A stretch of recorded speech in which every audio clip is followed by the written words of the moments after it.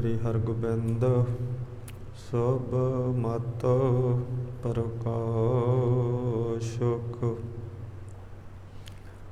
श्री हर राय नमोकार जोरी, नमोकार जोरी। गुरु हरकृष्ण जी मनाए बहोरी। गुरु तेग बहादुर परमा किरपाला,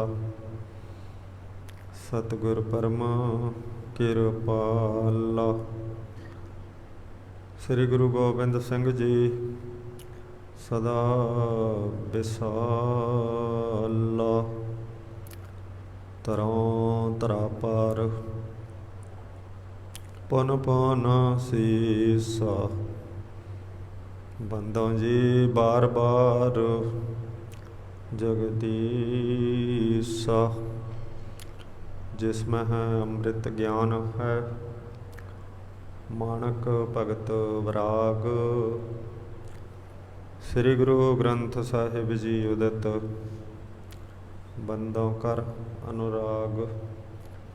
श्री गुरु शब्द कमाए जिना जीते पंच विकार। तिन संतन को बंदना सिर चरणन पर तार। पूरन देखियो आत्मा द्वैत है सर्ब निवार। भये शांत मन संत जो तिन पग नमो हमार। गुरु नानक नाम निरंजन जानियो किन्नी भगत प्रेम लिव लाई। ताते अंगद अंग संग भयो सायर जैन शब्द सुरत की नीव रखाई। गुरु अमरदास की अकथ कथा है एक जीह कश कही न जाई। सोडी श्रेष्ठ सगल तारन को अब गुरु रामदास को मिली बड़ाई। प्यो दादे का खोल डठा खजाना ता मेरा मन पया निधाना।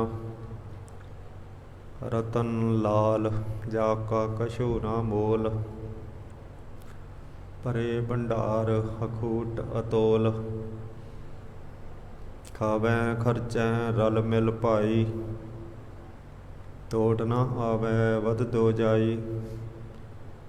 कहो नानक जे समस्तक लेख लिखाए सो एत खजाना लया रलाए।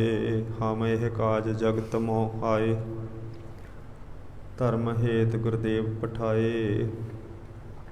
जाए तहाँ तै धर्म चलाए कबुद्ध करन ते लोक हटाए। याही काज धरा हम जन्मं समझ लहो साधु सब मन मंग। धर्म चलावन संत उबारन दुष्ट सबन को मूल उपारन। तिन बेदियन की कुल बिखे प्रगटे नानक राए। सब सिखन को सुख दई जह तह भये सहाय।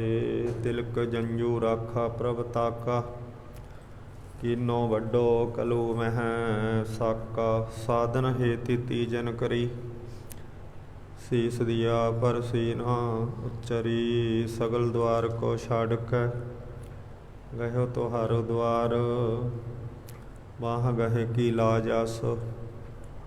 गोविंद दास तुहार हास कृपान खंडो खड़ग। तुबक तवर हर तीर सैफ सरोही सहथी। यह हमारे पीर काल तू ही काली तू ही तवर तरवार। नाम तिहारो जो जपै पए सिंध पव पार। राम कथा जुग जुग अटल सब कोई भाखत नेत। सुरगवास रघुबर करा सगरी पुरी समेत। एक ओंकार सतगुरु तेह प्रसाद सच होए। वाहिगुरु जी की फतेह है। विघ्न विनाशन सोए, एक अंकार सतगुरु तेह प्रसाद सच होए। वाहिगुरु जी की फतेह है। जी विघ्न विनाशन सोए। सतनाम श्री वाहिगुरु साहिब जीओ। एही सप्तमो दीप जनिजै, 64 लख जोजन लख रीजै। एही सप्तमो दीप जनिजै। वाहिगुरु जी का खालसा वाहिगुरु जी की फतेह। परम सत्कारयोग गुरु रूप गुरु खालसा साध संगत पतत पावन दीन दयाल श्री गुरु ग्रंथ पंथ ਸਾਹਿਬ महाराज महापुरखों के तप स्थान ते नित महापुरखों की याद च आपां सतगुरु साहिब जी का जीवन इतिहास ते बाणी की व्याख्या भी विच आउंदी है, वो सरवण करदे हां। गुरबाणी दे विच कहंदे बिरथी कदे ना होवई जन की अरदास। जिस वेले अटक दरिया ते अरदास कीती सी अकाली फूला सिंह जी ने, क्योंकि जे एक दिन फौज लेट हो जाती तो बहुत वड्डा सिख कौम का नुकसान हो जाना सी। जमरौद नूं फतेह करन ते खालसा सरकार दी जिन्नी भी फौजी शक्ति सी, खालसा सरकार दी जिन्ना भी डिफेंस सी, वो सारा जमरौद नूं फतेह करन ते ध्यान केंद्रित ते शक्ति उत्थे लाई जा रही सी। उस वेले अकाली फूला सिंह जी भी फतेह करने वास्ते जा रहे सी, पर दरिया बहुत चढ़िया होया सी। महाराजा रणजीत सिंह ने कह दिता कि अकाली जी तुसी रुक जाओ, दरिया का पानी 5-7-10 घंटिया च उतर जाऊगा। अकाली जी कहन लगे कि इस तरह किवें उतर जाऊगा, ये तो उतारना पऊगा। महाराजा रणजीत सिंह जी कहन लगे कि महाराज उतारना किवें पऊगा। अकाली जी कहन लगे जिवें बादशाह नूं तखत तो उतार देईदा, इस तरह उतारना पऊगा। ते नाल ही अकाली जी ने अरदास दी परिभाषा सी जिहड़ी वो दसी भी जदों तुरे सी महाराज साहब आपां गुरु ग्रंथ साहिब जी दे अगे अरदास कीती सी, ते हुण जिहड़ी अरदास है वो तुसी भंग करन लगे हो। चाले नूं किते भी रुकण दा आपां अरदास दे विच बचन नहीं कीता। इस करके हुण जिहड़ा ये चढ़े दरिया ही सारी खालसा फौज है जिहड़ी पार होवेगी, ते असीं छेती तो छेती जा करके हरी सिंह नलूए दी मदद जमरौद दे किले दे विच करांगे। इस तरह नाल साध संगत जी अरदास की महत्ता नूं परिभाषित करदिआं अकाली फूला सिंह जी ने तत्क्षण ही दरिया दे विच सब तो पहला आपदा घोड़ा ठेल दिता। ते जदों अकाली जी ने धन गुरु नानक साहिब का नाम लै करके घोड़ा ठेल दिता, घोड़े ने की डुबना सी। ये तो तैरदा तुहानूं विधि जत की साखी पता होवेगी। लाहौर किले दे विचों 150 फुट नीवां रावी दरिया दे विच किले की कंध के उपरों कोठे तो 7वीं अटारी तो घोड़ा टपा के ते महाराज जी कोल महराज पहुँच गए सी। बठिंडे के इलाके दे विच घोड़े नूं कुछ नहीं हुंदा, पानी दे विच तैर के पार लंघ जांदा सवार नूं लै के। इस तरह नाल वो जदों पार होने शुरू होए दरिया का रुख भी अरदास के अगे घट गया, तो सारी सिख फौज सी जिहड़ी वो दरिया तो पार हो गई। दरिया ने राह दे दिता, क्योंकि सतगुरु सच्चे पातशाह महाराज कहते बिरथी कदे ना होवई जन की अरदास। फिर जिहड़ा है उन्होंने जल नहीं डूबै, जिहड़ा जल नहीं डूबदा, जिन्हां दी प्रीति उस करतार नाल ते विश्वास कीदा इन्ना सच्चा है, इन्ना उच्चा है आदर्श, उन्होंने भाई जल डूबदा नहीं है। जिहड़े बेचारे उदां ही झूठ दे मारे आ, झूठ की खुरक पई है, उन्होंने जल ने की छड्डना, रोड़ के लै जांदा। ਉਹਨਾਂ ਨੂੰ ਨਹੀਂ ਛੱਡਦਾ ਹੈ।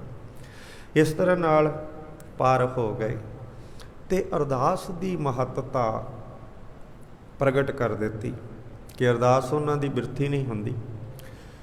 ਇਸੇ ਪ੍ਰਕਾਰ ਸਾਧ ਸੰਗਤ ਜੀ, ਜਦੋਂ ਨਨਕਾਣਾ ਸਾਹਿਬ ਦਾ ਸਾਕਾ ਹੋਇਆ ਨਾ, ਤਾਂ ਉਸ ਵੇਲੇ ਨਨਕਾਣਾ ਸਾਹਿਬ ਦੇ ਸਾਕੇ ਦੇ ਵਿੱਚ ਜਿਹੜਾ ਪਹਿਲਾ ਜੱਥਾ ਗਿਆ, ਉਹਦੇ ਵਿੱਚ 500 ਦੇ ਕਰੀਬ ਸਿੱਖ ਸੰਗਤ, ਮਾਈਆਂ, ਬਜ਼ੁਰਗ ਤੇ ਹੋਰ ਜਿਨ੍ਹਾਂ ਦੇ ਐਡਰੈਸ ਵੀ ਪਤਾ ਨਹੀਂ ਸੀ ਆਇਆ ਵੀ ਬੀਬੀ ਤੂੰ ਤਾਂ, ਪਰ ਤੂੰ ਜਿਹੜਾ ਜੇ ਨਾ ਹੀ ਸ਼ਾਮਲ ਹੋਵੇ ਤਾਂ ਚੰਗਾ ਹੈ। ਉਹ ਬੀਬੀ ਨਾ ਹਟੀ ਤਾਂ ਫਿਰ ਉਹ ਸਿਆਣੇ ਬਜ਼ੁਰਗ ਨੇ ਕਿਹਾ ਜੇ ਤੂੰ ਨਹੀਂ ਆਪਦੇ ਹੱਠ ਤੋਂ ਹਟਦੀ ਤਾਂ 5 ਸਾਲ ਦੇ ਬੱਚੇ ਨੂੰ ਤਾਂ ਆਪਦੇ ਕਿਸੇ ਹੋਰ ਵਾਰਸ ਨੂੰ ਫੜਾ ਦੇ, ਵੀ ਪਤਾ ਨਹੀਂ ਗਾਹਾਂ ਗੁਰਦੁਆਰੇ ਜਾ ਕੇ ਕੀ ਹੋਣਾ। ਨਨਕਾਣਾ ਸਾਹਿਬ ਦੇ ਵਿੱਚ ਅੰਗਰੇਜ਼ਾਂ ਦੀ ਸ਼ਹਿਦ ਤੇ ਮਹੰਤ ਨਰੈਣ ਸਿੰਘ ਦਾ ਕਬਜ਼ਾ ਹੈ। ਜੋ ਨਨਕਾਣਾ ਸਾਹਿਬ ਸਥਾਨ ਦੀ 22,000 ਏਕੜ ਦੇ ਕਰੀਬ ਜ਼ਮੀਨ ਹੈ, ਜਿਹੜੀ ਉਹ ਸਰਕਾਰ ਦੇ ਪੱਖ ਦੇ ਵਿੱਚ ਭੁਗਤਾ ਰਿਹਾ, ਤੇ ਉਹ ਤੋਂ ਚਾਰਜ ਲੈਣ ਵਾਸਤੇ ਇਹ ਜਥਾ ਤੇ ਉਸ ਦੀਆਂ ਆਪ ਹੁਦਰੀਆਂ, ਤੇ ਇਸ ਕਰਕੇ ਮੋਰਚਾ ਲੱਗਾ। ਉਹ ਅਰਦਾਸ ਕਰਕੇ ਜਦੋਂ ਸਾਧ ਸੰਗਤ ਜੀ ਚਲੇ ਗਏ ਤੇ ਜਾ ਕਰਕੇ ਉਹ ਬੀਬੀ ਤੇ ਬੀਬੀ ਦੇ ਬੱਚੇ ਸਮੇਤ ਤੇ 300 ਦੇ ਕਰੀਬ ਉੱਥੇ ਸ਼ਹੀਦ ਹੋ ਗਏ। ਹਾਲਾਂਕਿ ਜਿੰਨਾ ਵੀ ਉਹ 500 ਦਾ 550 ਦਾ ਜੱਥਾ ਸੀ, ਉਹ ਸਾਰੇ ਸ਼ਸਤਰਧਾਰੀ ਸਨ। ਉਹਨਾਂ ਨੇ ਕਕਾਰ ਧਾਰਨ ਕੀਤੇ ਹੋਏ ਸਨ, ਕਿਸੇ ਕੋਲ ਡਾਂਗ ਫੜੀ ਹੋਈ ਸੀ, ਕਿਸੇ ਕੋਲ ਸ਼੍ਰੀ ਸਾਹਿਬ ਸੀ, ਕਿਸੇ ਕੋਲ ਵਰਸ਼ਾ ਸੀ। ਪਰ ਉਹਨਾਂ ਨੇ ਜਾ ਕਰਕੇ ਕਿਸੇ ਪ੍ਰਕਾਰ ਵੀ ਉਹਨਾਂ ਅੰਦਰ ਕਾਬਜ ਲੋਕਾਂ ਤੇ ਹਮਲਾ ਨਹੀਂ ਕੀਤਾ, ਉਹਨਾਂ ਨੂੰ ਕੁੱਟ ਮਾਰ ਕੇ ਬਾਹਰ ਨਹੀਂ ਕੱਢਿਆ। ਸ਼ਾਂਤੀ ਦੇ ਨਾਲ ਡਿਉੜੀ ਦੇ ਵਿੱਚ ਜਾ ਕਰਕੇ ਉਹਨਾਂ ਨੇ ਜਿਹੜਾ ਸੀ ਸਤਿਨਾਮ ਵਾਹਿਗੁਰੂ ਦਾ ਜਾਪ ਕਰਨਾ ਸ਼ੁਰੂ ਕਰ ਦਿੱਤਾ।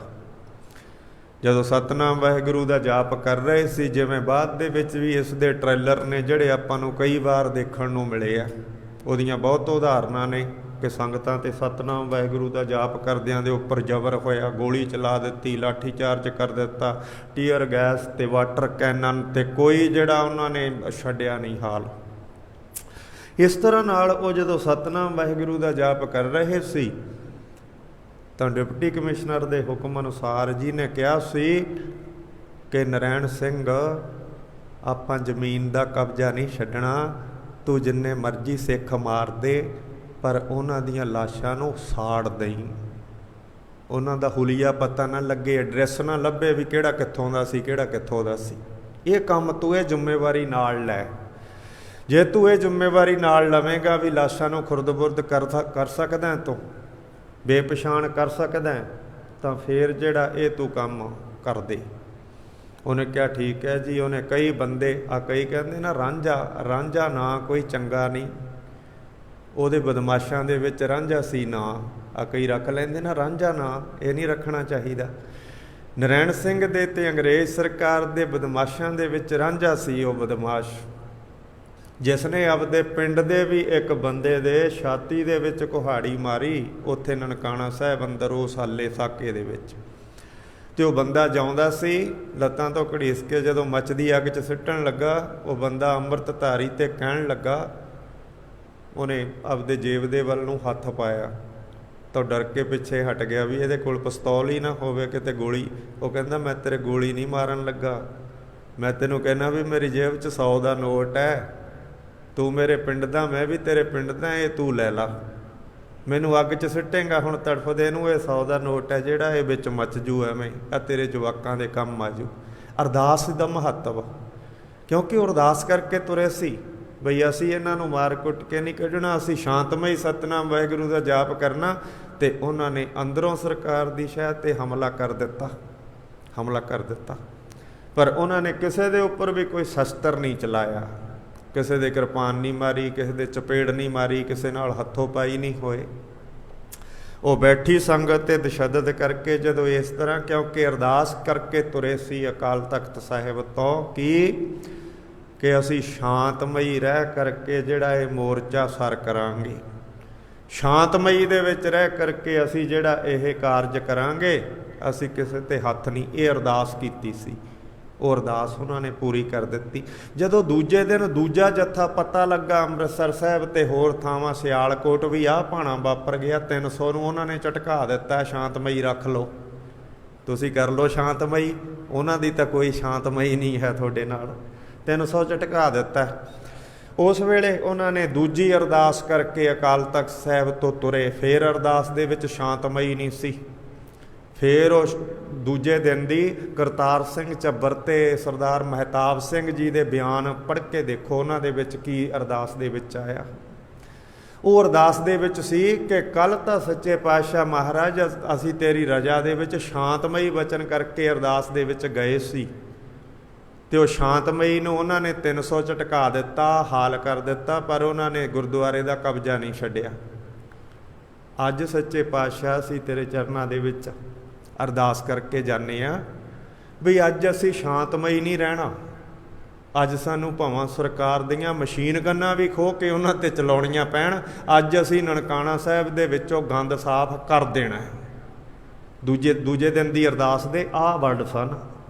ਜਦੋਂ ਜਾ ਕਰਕੇ ਉਹਨਾਂ ਨੇ ਉੱਥੇ ਸਾਧ ਸੰਗਤ ਜੀ ਦੂਜੇ ਜੱਥੇ ਨੇ ਕੀਤੀ ਅਰਦਾਸ ਦੇ ਮੁਤਲਕ, ਲਾਹੌਰ ਦਾ ਡਿਪਟੀ ਕਮਿਸ਼ਨਰ ਸੀ ਜਿਹੜਾ ਰੋਕਣ ਵਾਸਤੇ ਆਇਆ, ਪਰ ਉਹਨਾਂ ਨੇ ਕਿਹਾ ਕਿ ਭਾਈ ਸਾਹਿਬ ਤੂੰ ਹੁਣ ਪਰੇ ਹੋ ਕੇ ਖੜ ਜਾ, ਹੁਣ ਅਰਦਾਸ ਸ਼ਾਂਤਮਈ ਦੀ ਨਹੀਂ ਹੈ। ਕੱਲ੍ਹ ਨੂੰ ਸਰਕਾਰ ਫੇਰ ਸਿੱਖਾਂ ਨੂੰ ਦੋਸ਼ ਦੇਵੇ ਬਈ ਅਸੀਂ ਅਰਦਾਸ ਤੇ ਗੁਰੂ ਦੇ ਸਿਧਾਂਤ ਨੂੰ ਦੇਖਣਾ, ਸਾਨੂੰ ਆਪਦੇ ਜਿਹੜਾ ਸਰੀਰ ਦੇ ਨਾਲ ਕੋਈ ਮਤਲਬ ਮਕਸਦ ਨਹੀਂ ਹੈ।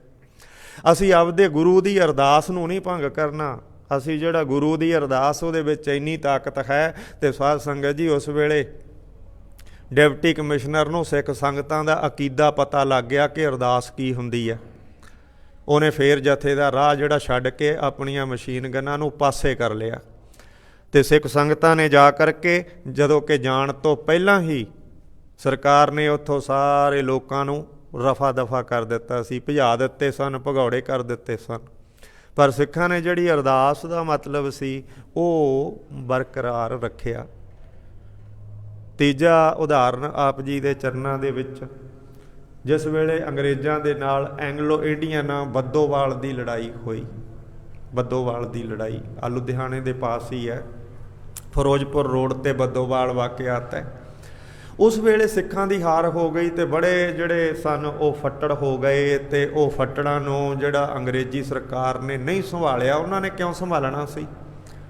ਪਰ ਉਸ ਵੇਲੇ ਇੱਕ ਸਿੱਖ ਬਹੁਤ ਸਖਤ ਫੱਟੜ ਉਸ ਲੜਾਈ ਦੇ ਵਿੱਚ ਪਿਆ, ਜਿਹਦੀ ਬਾਂਹ ਵੀ ਟੁੱਟੀ ਹੋਈ ਹੈ, ਲੱਤ ਵੀ ਟੁੱਟੀ ਹੋਈ ਹੈ, ਅਤੇ ਹੋਰ ਉਹਦੇ ਸਰੀਰ 'ਤੇ ਜਿਹੜੇ ਬੜੇ ਫੱਟ ਆਏ ਹੋਏ ਆ, ਬੜੀਆਂ ਸੱਟਾਂ ਲੱਗੀਆਂ ਹੋਈਆਂ। ਅਤੇ ਉਹਨੇ ਆਪਣਾ ਜਿਹੜਾ ਟੁੱਟੀ ਹੋਈ ਬਾਂਹ, ਆ ਸੱਜਾ ਹੱਥ ਹੈ ਜਿਹੜਾ, ਉਹ ਤਲਵਾਰ ਦੇ ਮੁੱਠੇ ਦੇ ਵਿੱਚ ਪਾਇਆ ਹੋਇਆ। ਤਾਂ ਉਸ ਵੇਲੇ ਜਿਹੜਾ ਅਫਸਰ ਸੀ ਅੰਗਰੇਜ਼ਾਂ ਦਾ, ਉਹਨੇ ਆ ਕਰਕੇ ਜੰਗ ਦੇ ਮੈਦਾਨ ਦਾ ਹਾਰੇ ਹੋਏ ਸਿੱਖਾਂ ਦਾ ਗਦਾਰਾਂ ਦੇ ਕਾਰਨ ਤੇ ਮੁਆਇਨਾ ਕੀਤਾ, ਅਤੇ ਉਹ ਸਿੱਖ ਦੇ ਕੋਲ ਪਹੁੰਚ ਗਿਆ ਜਿਹੜਾ ਇਸ ਹਾਲਤ ਦੇ ਵਿੱਚ ਮੂਧੇ ਮੂੰਹ ਪਿਆ ਹੋਇਆ। ਅਤੇ ਉਹਨੇ ਸਿਰ 'ਤੇ ਖੜ੍ਹ ਕੇ ਸਿੱਖ ਦੇ ਕਿਹਾ कि तू जड़ा ये जवान हुण तलवार से हाथ निकाल लो, अब तुम तलवार चलाने के या कोई काम करने के नहीं रहे, तुम ये तलवार से अपना हाथ निकाल लो। अद्धी हिंदी अद्धी पंजाबी चों ने जदों आख्या तो वह अध मोए पए हुए सिख ने जवाब दिता कि इस वक्त मैनू अजे पंथ का हुक्म नहीं आया तलवार चों हथ कढ़ण दा। असी गुरु नानक गुरु ग्रंथ साहिब जी मूहरे अरदास करके चलते हैं, जोड़ा भी कारज करते हैं पहला गुरु जी के अगे आनंद साहिब का पाठ करके कड़ा प्रसाद करके हुक्मनामा लैके अरदास करके फिर असी जोड़ा कारज सिख का जवाब सी करते हैं। तो असी अरदास की हुई है भी उन्ना चिर तलवार के मुठे दे विचों हथ नहीं कढ़ना जिन्ना चिर पंथ का आर्डर ना आ जाए। तो अंग्रेज अफसर ने दूजा सवाल किया बई तू अध मरी हालत च पिया, पंथ की हुंदा, पंथ क्या होता है, पंथ की हुंदा कहंदा। तो सिख ने आख्या तैनू पंथ का पता नहीं है। उन्हें फिर कहा कि तू मैनू फिर पंथ का पता दस दे। तो उस वेले उन्हें कीती अरदास मुताबक जिहड़ा उस वेले आकाश वल नूं खलो करके अध मरे पए हुए ने खड़ा हो करके ते 3 बार आख्या आकाश वल नूं तलवार टुटी बांह नाल उलार के कहंदा पंथ पंथ पंथ। ਉਹ ਅਫਸਰ ਡਰ ਗਿਆ, ਕਹਿੰਦਾ ਮੇਰੇ ਨਾਲ ਸਿਰ 'ਚ ਠੋਕੇ ਤਲਵਾਰ ਕਿਤੇ। ਉਹ ਕਹਿੰਦਾ ਤੇਰੇ ਸਿਰ 'ਚ ਠੋਕਣ ਨੂੰ ਨਹੀਂ, ਹੁਣ ਮੈਂ ਉੱਠਿਆ। ਉਹ ਕਹਿੰਦਾ ਬਸ ਹੁਣ ਮੈਨੂੰ ਪਤਾ ਲੱਗ ਗਿਆ ਵੀ ਜਿਹੜਾ ਪੰਥ ਹੁੰਦਾ ਤੇ ਅਰਦਾਸ ਹੁੰਦੀ ਹੈ ਉਹਦੇ ਕੀ ਮਾਇਨੇ ਨੇ। ਕਹਿੰਦਾ ਬਸ ਹੁਣ ਫਿਰ ਉਹਨੇ ਉਹਦਾ ਸਾਰਾ ਇਲਾਜ ਕਰਾਇਆ, ਅਫਸਰ ਉਹਨੂੰ ਚੁਕਾ ਕਰਕੇ ਲੈ ਗਿਆ। ਇਸ ਤਰ੍ਹਾਂ ਹੀ ਜਦੋਂ 84 ਦੇ ਅਕਾਲ ਤਖਤ ਸਾਹਿਬ ਦੇ ਅਟੈਕ ਦੇ ਵੇਲੇ ਰਾਮਗੜ੍ਹ ਰੰਚੀ ਤੋਂ ਸਿੱਖ ਫੌਜ ਬਾਗੀ ਹੋ ਕਰਕੇ ਭੱਜ ਕੇ ਇਟਾਰਸੀ ਆ ਗਈ ਮੱਧ ਪ੍ਰਦੇਸ਼ ਦੇ ਵਿੱਚ। ਜਦੋਂ ਇਟਾਰਸੀ ਜਵਾਨ ਉਹ ਪਹੁੰਚ ਗਏ, 200 ਦੇ ਕਰੀਬ ਉਹਨਾਂ ਦੀ ਗਿਣਤੀ ਸੀ ਤੇ ਟਰੱਕ ਭਰ ਲਿਆਏ ਨਾਲ ਅਸਲੇ ਦੇ। ਰਾਮਗੜ੍ਹ ਰੰਚੀ ਤੋਂ ਚੱਕ ਲਿਆਏ ਰੋਸ ਦੇ ਵਿੱਚ, ਗੁੱਸੇ ਦੇ ਵਿੱਚ ਵੀ ਅਕਾਲ ਤਖਤ ਸਾਹਿਬ ਤੇ ਅਟੈਕ ਹੋ ਗਿਆ। ਜਿੰਨੇ ਉਹਨਾਂ ਤੋਂ ਟਰੱਕ ਭਰ ਕੇ ਚੱਕੇ ਗਏ, ਤੋਪਾਂ ਤੇ ਹੋਰ ਚੱਕ ਕੇ ਉਹ ਜੀ ਸਫ਼ਰ ਕਰਦੇ 1000-1200 ਕਿਲੋਮੀਟਰ ਦਾ ਇਟਾਰਸੀ ਪਹੁੰਚ ਗਏ। ਇਟਾਰਸੀ ਲੋਕਾਂ ਪਿੰਡਾਂ ਦੇ ਪਿੰਡ ਜਿਹੜੇ ਇਕੱਠੇ ਹੋ ਕਰਕੇ ਸੜਕ 'ਤੇ ਪਏ ਹੋਏ ਵੱਟਿਆਂ ਦਾ ਉਹਨਾਂ 'ਤੇ ਪਰਥਾ ਕਰ ਦਿੱਤਾ। ਸਰਕਾਰ ਨੇ ਪਥਰਾ ਕਰਾਤਾ ਕਿ ਇਹਨਾਂ ਦੇ ਜਿਹੜੇ ਰੋੜੇ ਮਾਰੋ ਸਾਰੇ ਚਾਰੇ ਪਾਸਿਓਂ ਘੇਰ ਕਰਕੇ ਕਿ ਮਾਰ ਦਿਓ ਇਹਨਾਂ ਨੂੰ। ਇਹ ਬਾਗੀ ਨੇ ਸਰਕਾਰ ਦੇ, ਨਹੀਂ ਤਾਂ ਇਹ ਪੰਜਾਬ 'ਚ ਜਾ ਕੇ ਸਾਰੇ ਹਿੰਦੂਆਂ ਨੂੰ ਮਾਰ ਦੇਣਗੇ। ਇਸ ਤਰ੍ਹਾਂ ਭੜਕਾ ਕੇ ਲੋਕਾਂ ਨੂੰ ਪਥਰਾ ਕਰਾ ਦਿੱਤਾ। ਜਦੋਂ ਪਥਰਾ ਕਰਾ ਦਿੱਤਾ ਸਾਧ ਸੰਗਤ ਜੀ ਸਰਕਾਰ ਨੇ, ਤਾਂ ਉਸ ਵੇਲੇ ਉਹ 200 ਦੇ 200 ਹੀ ਆਪਣੇ ਕਮਾਂਡਰ ਸਮੇਤ ਸਿੱਖ ਸਿਪਾਹੀ ਸਨ ਜਿਹੜੇ ਪੰਜਾਬ ਦੇ ਫੱਟੜ ਹੋ ਗਏ। ਕਿਸੇ ਦੀ ਲੱਤ ਟੁੱਟ ਗਈ, ਵੱਟੇ ਲੱਗ ਕੇ, ਅੱਧਾ ਕਿਲੋ ਦੇ ਵੱਟੇ ਸਨ ਤੇ ਉਹ ਲੱਗ ਕੇ ਕਿਸੇ ਦਾ ਮੱਥਾ ਪਾਟ ਗਿਆ, ਕਿਸੇ ਦੀ ਅੱਖ ਨਿਕਲ ਗਈ। ਬੁਰਾ ਹਾਲ ਉਹਨਾਂ ਦਾ। ਲੋਕਾਂ ਨੇ 5-10 ਹਜ਼ਾਰ ਲੋਕ ਪਥਰਾ ਕਰਦੇ ਹੋਣ ਤਾਂ ਫਿਰ ਦੇਖ ਲਓ ਕੀ ਬਣਦਾ। ਉਹਨਾਂ ਦਾ ਹਾਲਤ ਜੀ ਬੁਰੀ ਹੋ ਗਈ। ਤੇ ਉਸ ਵੇਲੇ ਉਹਨਾਂ ਨੇ ਜਿਹੜਾ ਕੋਲ ਅਸਲਾ ਸੀਗਾ, ਇੱਕ ਵੀ ਗੋਲੀ ਲੋਕਾਂ 'ਤੇ ਚਲਾਈ ਨਹੀਂ, ਇੱਕ ਵੀ ਫੈਰ ਨਹੀਂ ਖੋਲ੍ਹਿਆ। ਜਿਹੜਾ ਸਰਦਾਰ ਕਮਾਂਡਰ ਸੀ ਉਹਨੇ ਆਰਡਰ ਨਹੀਂ ਦਿੱਤਾ। ਜਵਾਨ ਕਹਿੰਦੇ ਰਹੇ ਕਿ ਆਪਾਂ ਜਿਹੜਾ ਇਹਨਾਂ 'ਤੇ ਗੋਲੀ ਚਲਾ ਦਈਏ ਆਪਾਂ ਬਚ ਜਾਵਾਂਗੇ। ਉਹ ਕਹਿਣ ਲੱਗਾ ਨਹੀਂ, ਤੁਸੀਂ ਅਰਦਾਸ ਨੂੰ ਭੁੱਲਦੇ ਹੋ। ਉਹ ਕਹਿੰਦੇ ਕਿਹੜੀ ਅਰਦਾਸ? ਉਹ ਕਹਿੰਦੇ ਤੁਸੀਂ ਅਰਦਾਸ ਨੂੰ ਭੁੱਲਦੇ ਹੋ। ਆਪਾਂ ਭਰਤੀ ਵੇਲੇ ਗੁਰੂ ਗ੍ਰੰਥ ਸਾਹਿਬ ਜੀ ਦੀ ਛਤਰ ਛਾਇਆ 'ਚ ਫੌਜ ਆਪਣੇ ਤੋਂ ਸਹੁੰ ਚੁਕਾਉਂਦੀ ਹੈ ਵੀ ਆਪਦੇ ਦੇਸ਼ ਦੇ ਨਾਗਰਿਕ 'ਤੇ ਅਸੀਂ ਜਿਹੜਾ ਗੋਲੀ ਨਹੀਂ ਚਲਾਵਾਂਗੇ। ਉਹ ਕਹਿੰਦੇ ਇਹਨਾਂ ਨੇ ਤਾਂ ਗੋਲੀ ਚਲਾ ਦਿੱਤੀ ਆਪਦੀ ਸਹੁੰ ਨੂੰ ਭੁੱਲ ਕਰਕੇ ਦੇਸ਼ ਦੇ ਨਾਗਰਿਕਾਂ 'ਤੇ, ਪਰ ਆਪਾਂ ਇਹਨਾਂ ਦੇਸ਼ ਦੇ ਨਾਗਰਿਕਾਂ 'ਤੇ ਅਰਦਾਸ ਨੂੰ ਗੁਰੂ ਗ੍ਰੰਥ ਸਾਹਿਬ ਮਹਾਰਾਜ ਅੱਗੇ ਝੂਠੇ ਨਹੀਂ ਹੋਣਾ। ਆਪਾਂ ਇਹ ਜਿਹੜੀ ਅਰਦਾਸ ਭੰਗ ਨਹੀਂ ਕਰਨੀ। ਮਰਨਿਆਂ ਤਾਂ ਮਰ ਜਾਓ ਕਹਿੰਦੇ ਪਥਰਾ ਦੇ ਨਾਲ। ਇਹ ਆਮ ਜਨਤਾ ਆ, ਭੜਕਾਈ ਹੋਈ ਆ। ਇਹ ਸਰਕਾਰ ਦੇ ਮੀਡੀਆ ਨੇ ਭੜਕਾ ਦਿੱਤੀ, ਇਹ ਆਮ ਜਨਤਾ ਆ। ਇਸ ਤਰ੍ਹਾਂ ਨਾਲ ਇਹਨਾਂ 'ਤੇ ਆਪਾਂ ਗੋਲੀ ਇਸ ਤਰ੍ਹਾਂ ਨਹੀਂ ਚਲਾਉਣੀ, ਨਹੀਂ ਚਲਾ ਸਕਦੇ। ਉਹਨਾਂ ਨੇ ਗੋਲੀ ਨਹੀਂ ਚਲਾਈ। ਜਦੋਂ ਬੇਹੋਸ਼ ਛੱਦ ਹੋਏ ਸਾਰਿਆਂ ਨੂੰ ਡਿਪਟੀ ਕਮਿਸ਼ਨਰ ਇਟਾਰਸੀ ਦਾ ਲੈਣ ਵਾਸਤੇ ਆਇਆ ਤੇ ਉਹਨੇ ਕਮਾਂਡਰ ਨੂੰ ਇੱਕ ਹੀ ਸਵਾਲ ਪੁੱਛਿਆ, ਕਹਿੰਦਾ ਮਹਾਰਾਜ ਇੰਨਾ ਅਸਲਾ ਸੀ ਤੁਹਾਡੇ ਕੋਲ, ਤੁਸੀਂ ਲੋਕਾਂ 'ਤੇ ਗੋਲੀ ਕਿਉਂ ਨਹੀਂ ਚਲਾਈ? ਉਹ ਕਹਿੰਦੇ ਜੀ ਅਸੀਂ ਅਰਦਾਸ ਨੂੰ ਸੱਚਾ ਰੱਖਣਾ ਸੀ, ਲੋਕਾਂ 'ਤੇ ਗੋਲੀ ਤਾਂ ਜਿੰਨੀ ਮਰਜ਼ੀ ਚਲਾ ਦਿੰਦੇ, ਸਾਨੂੰ ਕੀ ਸੀਗਾ, ਅਸੀਂ ਘੋੜੇ ਹੀ ਨੱਪਣੇ ਸੀ। ਪਰ ਲੋਕਾਂ 'ਤੇ ਗੋਲੀ ਅਸੀਂ ਇਸ ਕਰਕੇ ਨਹੀਂ ਚਲਾਈ ਕਿ ਅਸੀਂ ਗੁਰੂ ਗ੍ਰੰਥ ਸਾਹਿਬ ਅੱਗੇ ਝੂਠੇ ਨਾ ਹੋ ਜਾਈਏ। ਅਸੀਂ ਅਰਦਾਸ ਕਰਕੇ ਸਹੁੰ ਖਾਧੀ ਹੋਈ ਹੈ ਕਿ ਅਸੀਂ ਦੇਸ਼ ਦੇ ਨਾਗਰਿਕ 'ਤੇ ਗੋਲੀ ਨਹੀਂ ਚਲਾਵਾਂਗੇ। ਇਸ ਤਰ੍ਹਾਂ ਸਾਧ ਸੰਗਤ ਜੀ ਇਹ ਅਰਦਾਸ ਦੀ ਮਹੱਤਤਾ ਹੈ। ਸੋ ਸਤਿਗੁਰੂ ਸੱਚੇ ਪਾਤਸ਼ਾਹ ਮਹਾਰਾਜ ਸਾਨੂੰ ਉਸ ਮਹੱਤਤਾ ਦੇ ਨਾਲ ਇਤਿਹਾਸ ਤੇ ਬਾਣੀ ਦੁਆਰਾ ਕਹਿੰਦੇ ਬਿਰਥੀ ਕਦੇ ਨਾ ਹੋਵਈ ਜਨ ਕੀ ਅਰਦਾਸ। ਡਿਪਟੀ ਕਮਿਸ਼ਨਰ ਦੇ ਅੱਖਾਂ 'ਚ ਹੰਝੂ ਆ ਗਏ। ਕਹਿੰਦੇ ਦੇਖੋ ਇਹੋ ਜਿਹੇ ਬੰਦਿਆਂ ਦੇ ਆਸਰੇ ਤੇ ਕਹਿੰਦੇ ਦੇਸ਼ ਜਿਹੜਾ ਇਹੋ ਜਿਹੇ ਬੰਦੇ ਦੇਸ਼ ਦੇ ਜਿਹੜੇ ਕਹਿੰਦੇ ਨਾਇਕ ਚਾਹੀਦੇ ਆ। ਉਹਨੇ ਆਖਣਾ ਕੀਤਾ। ਆਓ ਸਤਿਗੁਰੂ ਸਾਹਿਬ ਜੀ ਦੇ ਲੜੀਵਾਰ ਇਤਿਹਾਸ ਨਾਲ ਆਪਾਂ ਜੁੜਨਾ ਕਰੀਏ। 9 ਖੰਡਾਂ ਦੀ ਸੈਰ ਕਰਕੇ ਕਰਵਾ ਕੇ ਬਾਬੇ ਚਾਰੇ ਚਾਰ ਚੱਕ 9 ਖੰਡ ਪ੍ਰਿਥਵੀ ਸੱਚਾ ਢੋਆ ਭਾਈ ਗੁਰਦਾਸ ਜੀ ਲਿਖਦੇ ਆ। 7 ਦੀਪਾਂ ਦੀ ਸੈਰ ਵੀ ਫਿਰ ਕਰਵਾ ਦਿੱਤੀ। ਕਿਹੜੇ ਕਿਹੜੇ 7 ਦੀਪ? ਜੰਬੂ ਦੀਪ, ਪਲਖ ਦੀਪ, ਤੇ ਇਸ ਤਰ੍ਹਾਂ ਨਾਲ ਸ਼ਾਲਮਲੀ ਦੀਪ, ਤੇ ਫਿਰ ਕੁਸ਼ ਦੀਪ, ਤੇ ਫਿਰ ਆਪਣੇ ਕਰੌਂਚ ਦੀਪ, ਸਾਖ ਦੀਪ, ਤੇ ਸਾਖ ਦੀਪ ਤੋਂ ਬਾਅਦ ਸਾਧ ਸੰਗਤ ਜੀ ਪੁਸ਼ਕਰ ਦੀਪ। ਤੇ ਪੁਸ਼ਕਰ ਤੋਂ ਅੱਗੇ ਲੋਕ ਦਾ ਇਲਾਕਾ ਦੱਸਿਆ, ਉਹ ਦਿਖਾ ਰਹੇ। ਉੱਥੇ ਪਹੁੰਚੇ ਪੁਸ਼ਕਰ ਦੀਪ ਦੇ ਵਿੱਚ ਜਿਹੜਾ 7ਵਾਂ ਸੀ ਪੁਸ਼ਕਰ ਦੀਪ। ਇਹਨਾਂ ਜੰਬੂ ਦੀਪ ਤੋਂ ਸਾਖ ਦੀਪ, ਕਰੌਂਚ ਦੀਪ, ਪਲਖ ਦੀਪ, ਸ਼ਾਲਮਲੀ ਦੀਪ, ਤੇ ਇਸ ਤਰ੍ਹਾਂ ਨਾਲ ਪੁਸ਼ਕਰ ਦੀਪ ਦੇ ਵਿੱਚ ਸਤਿਗੁਰੂ ਸੱਚੇ ਪਾਤਸ਼ਾਹ ਮਹਾਰਾਜ ਜੀ ਨੇ ਆ ਕੇ ਇੱਥੋਂ ਦੇ ਲੋਕਾਂ ਨੂੰ ਵੀ ਤਾਰਨਾ ਕੀਤਾ। ਕਹਿੰਦੇ ਦੀਪ ਸਮਾਨ ਹੋਤੋ ਪ੍ਰਮਾਨਾ, ਪਾਰ ਗਏ ਤੇ ਕਿਰਪਾ ਨਿਧਾਨਾ। ਆਵਾ ਪੁਸ਼ਕਰ ਦੀਪ ਅਗਾਰੀ, ਪਹੁੰਚੇ ਤੇ ਕੇ ਜਾਏ ਅਗਾਰੀ। ਰੁਚਰ ਬਲੋਕ ਨਗਰ ਤੇ ਮਾਹੀ ਸਤਨਾਮ ਉਪਦੇਸ਼ ਤਾਹਾਹੀ। ਉੱਥੇ ਵੀ ਸਤਨਾਮ ਦਾ ਉਪਦੇਸ਼ ਕਰਨੀ ਸੰਤਨ ਸੇਵ ਸਿਖਾਈ ਭਾਉ ਭਗਤ ਅਬਰਾਮ ਦ੍ਰਿੜਾਈ। ਤਹਿ ਤੇ ਚੱਲ ਪਹੁੰਚੇ ਪ੍ਰਭ ਤਹਿਵਾ ਉਤੋ ਸਪਤਮੋ ਸਾਗਰ ਜਹਿਵਾ। ਤਟ ਪਰ ਠੰਡੇ ਕਿਰਪਾ ਨਿਧਾਨਾ ਮਰਦਾਨੇ ਕੋ ਬਚਨ ਵਖਾਨਾ। ਇਸ ਤਰ੍ਹਾਂ ਨਾਲ ਸੱਤੇ ਦੀਪਾਂ ਦੀ ਸੈਰ ਸੀ ਜਿਹੜੀ ਮਹਾਰਾਜ ਸੱਚੇ ਪਾਤਸ਼ਾਹ ਨੇ ਕਰਵਾ ਦਿੱਤੀ ਤੇ ਮਰਦਾਨੇ ਨੂੰ ਅੱਗੇ ਦੱਸਦੇ ਆ। ਸਤਨਾਮ ਸ੍ਰੀ ਵਾਹਿਗੁਰੂ ਸਾਹਿਬ ਜੀਓ। ਇਹ ਸਤਮੋ ਦੀਪ ਜਨੀ ਜੈ। ਪ੍ਰੇਮ ਸਹਿਤ ਉਚਾਰਨ ਕਰੋ ਸਤਨਾਮ ਸ੍ਰੀ ਵਾਹਿਗੁਰੂ ਜੀ। ਇਹ ਸਾਰਾ ਅੱਗੇ ਆਪਾਂ ਸਰਵਣ ਕਰੀਏ। ਕਹਿੰਦੇ ਭਾਈ ਇਹ ਸਤਵਾਂ ਪੁਸ਼ਕਰ ਦੀਪ ਹੈ। ਜਿਵੇਂ ਜੰਬੂ ਦੀਪ ਤੋਂ ਸਾਰੇ 6 ਪਿੱਛੇ ਕਥਨ ਕੀਤੇ ਆ, ਆਪਾਂ ਸਰਵਣ ਕੀਤੇ ਆ। ਕੱਲ੍ਹ ਨੂੰ ਸਾਧ ਸੰਗਤ ਜੀ ਪੂਰਨਮਾਸ਼ੀ ਦਾ ਦਿਹਾੜਾ ਹੈ ਤੇ ਮੈਂ ਸੰਤ ਮਹਾਰਾਜ ਸੰਤ ਅਤਰ ਸਿੰਘ ਜੀ ਰੇਰੂ ਸਾਹਿਬ ਵਾਲਿਆਂ ਦਾ ਜੀਵਨ ਦੇਖ ਰਿਹਾ ਸੀ, ਕਈ ਦਿਨ ਹੋ ਗਏ। ਉਹਦੇ ਵਿੱਚ ਲਿਖਿਆ ਸੀ ਵੀ ਜਿਹੜੀ ਚੇਤ ਦੀ ਪੂਰਨਮਾਸੀ ਹੈ, ਹੁਣ ਚੇਤ ਦੀ ਪੂਰਨਮਾਸੀ ਸਵੇਰੇ ਹੈ। ਚੇਤ ਦੀ ਪੂਰਨਮਾਸੀ ਦਾ ਉਹਨਾਂ ਦਾ ਜਨਮ ਜਿਹੜਾ ਦੱਸਣਾ ਕੀਤਾ ਹੈ, ਉਸ ਹਿਸਾਬ ਨਾਲ ਉਹਨਾਂ ਦਾ ਜਨਮ ਹੈ ਜਿਹੜਾ ਚੇਤ ਦੀ ਪੂਰਨਮਾਸੀ ਸਵੇਰੇ ਹੈ। ਚੇਤ ਦੀ ਪੂਰਨਮਾਸੀ 1867 ਚੇਤ ਦੀ ਪੂਰਨਮਾਸੀ ਸੀ।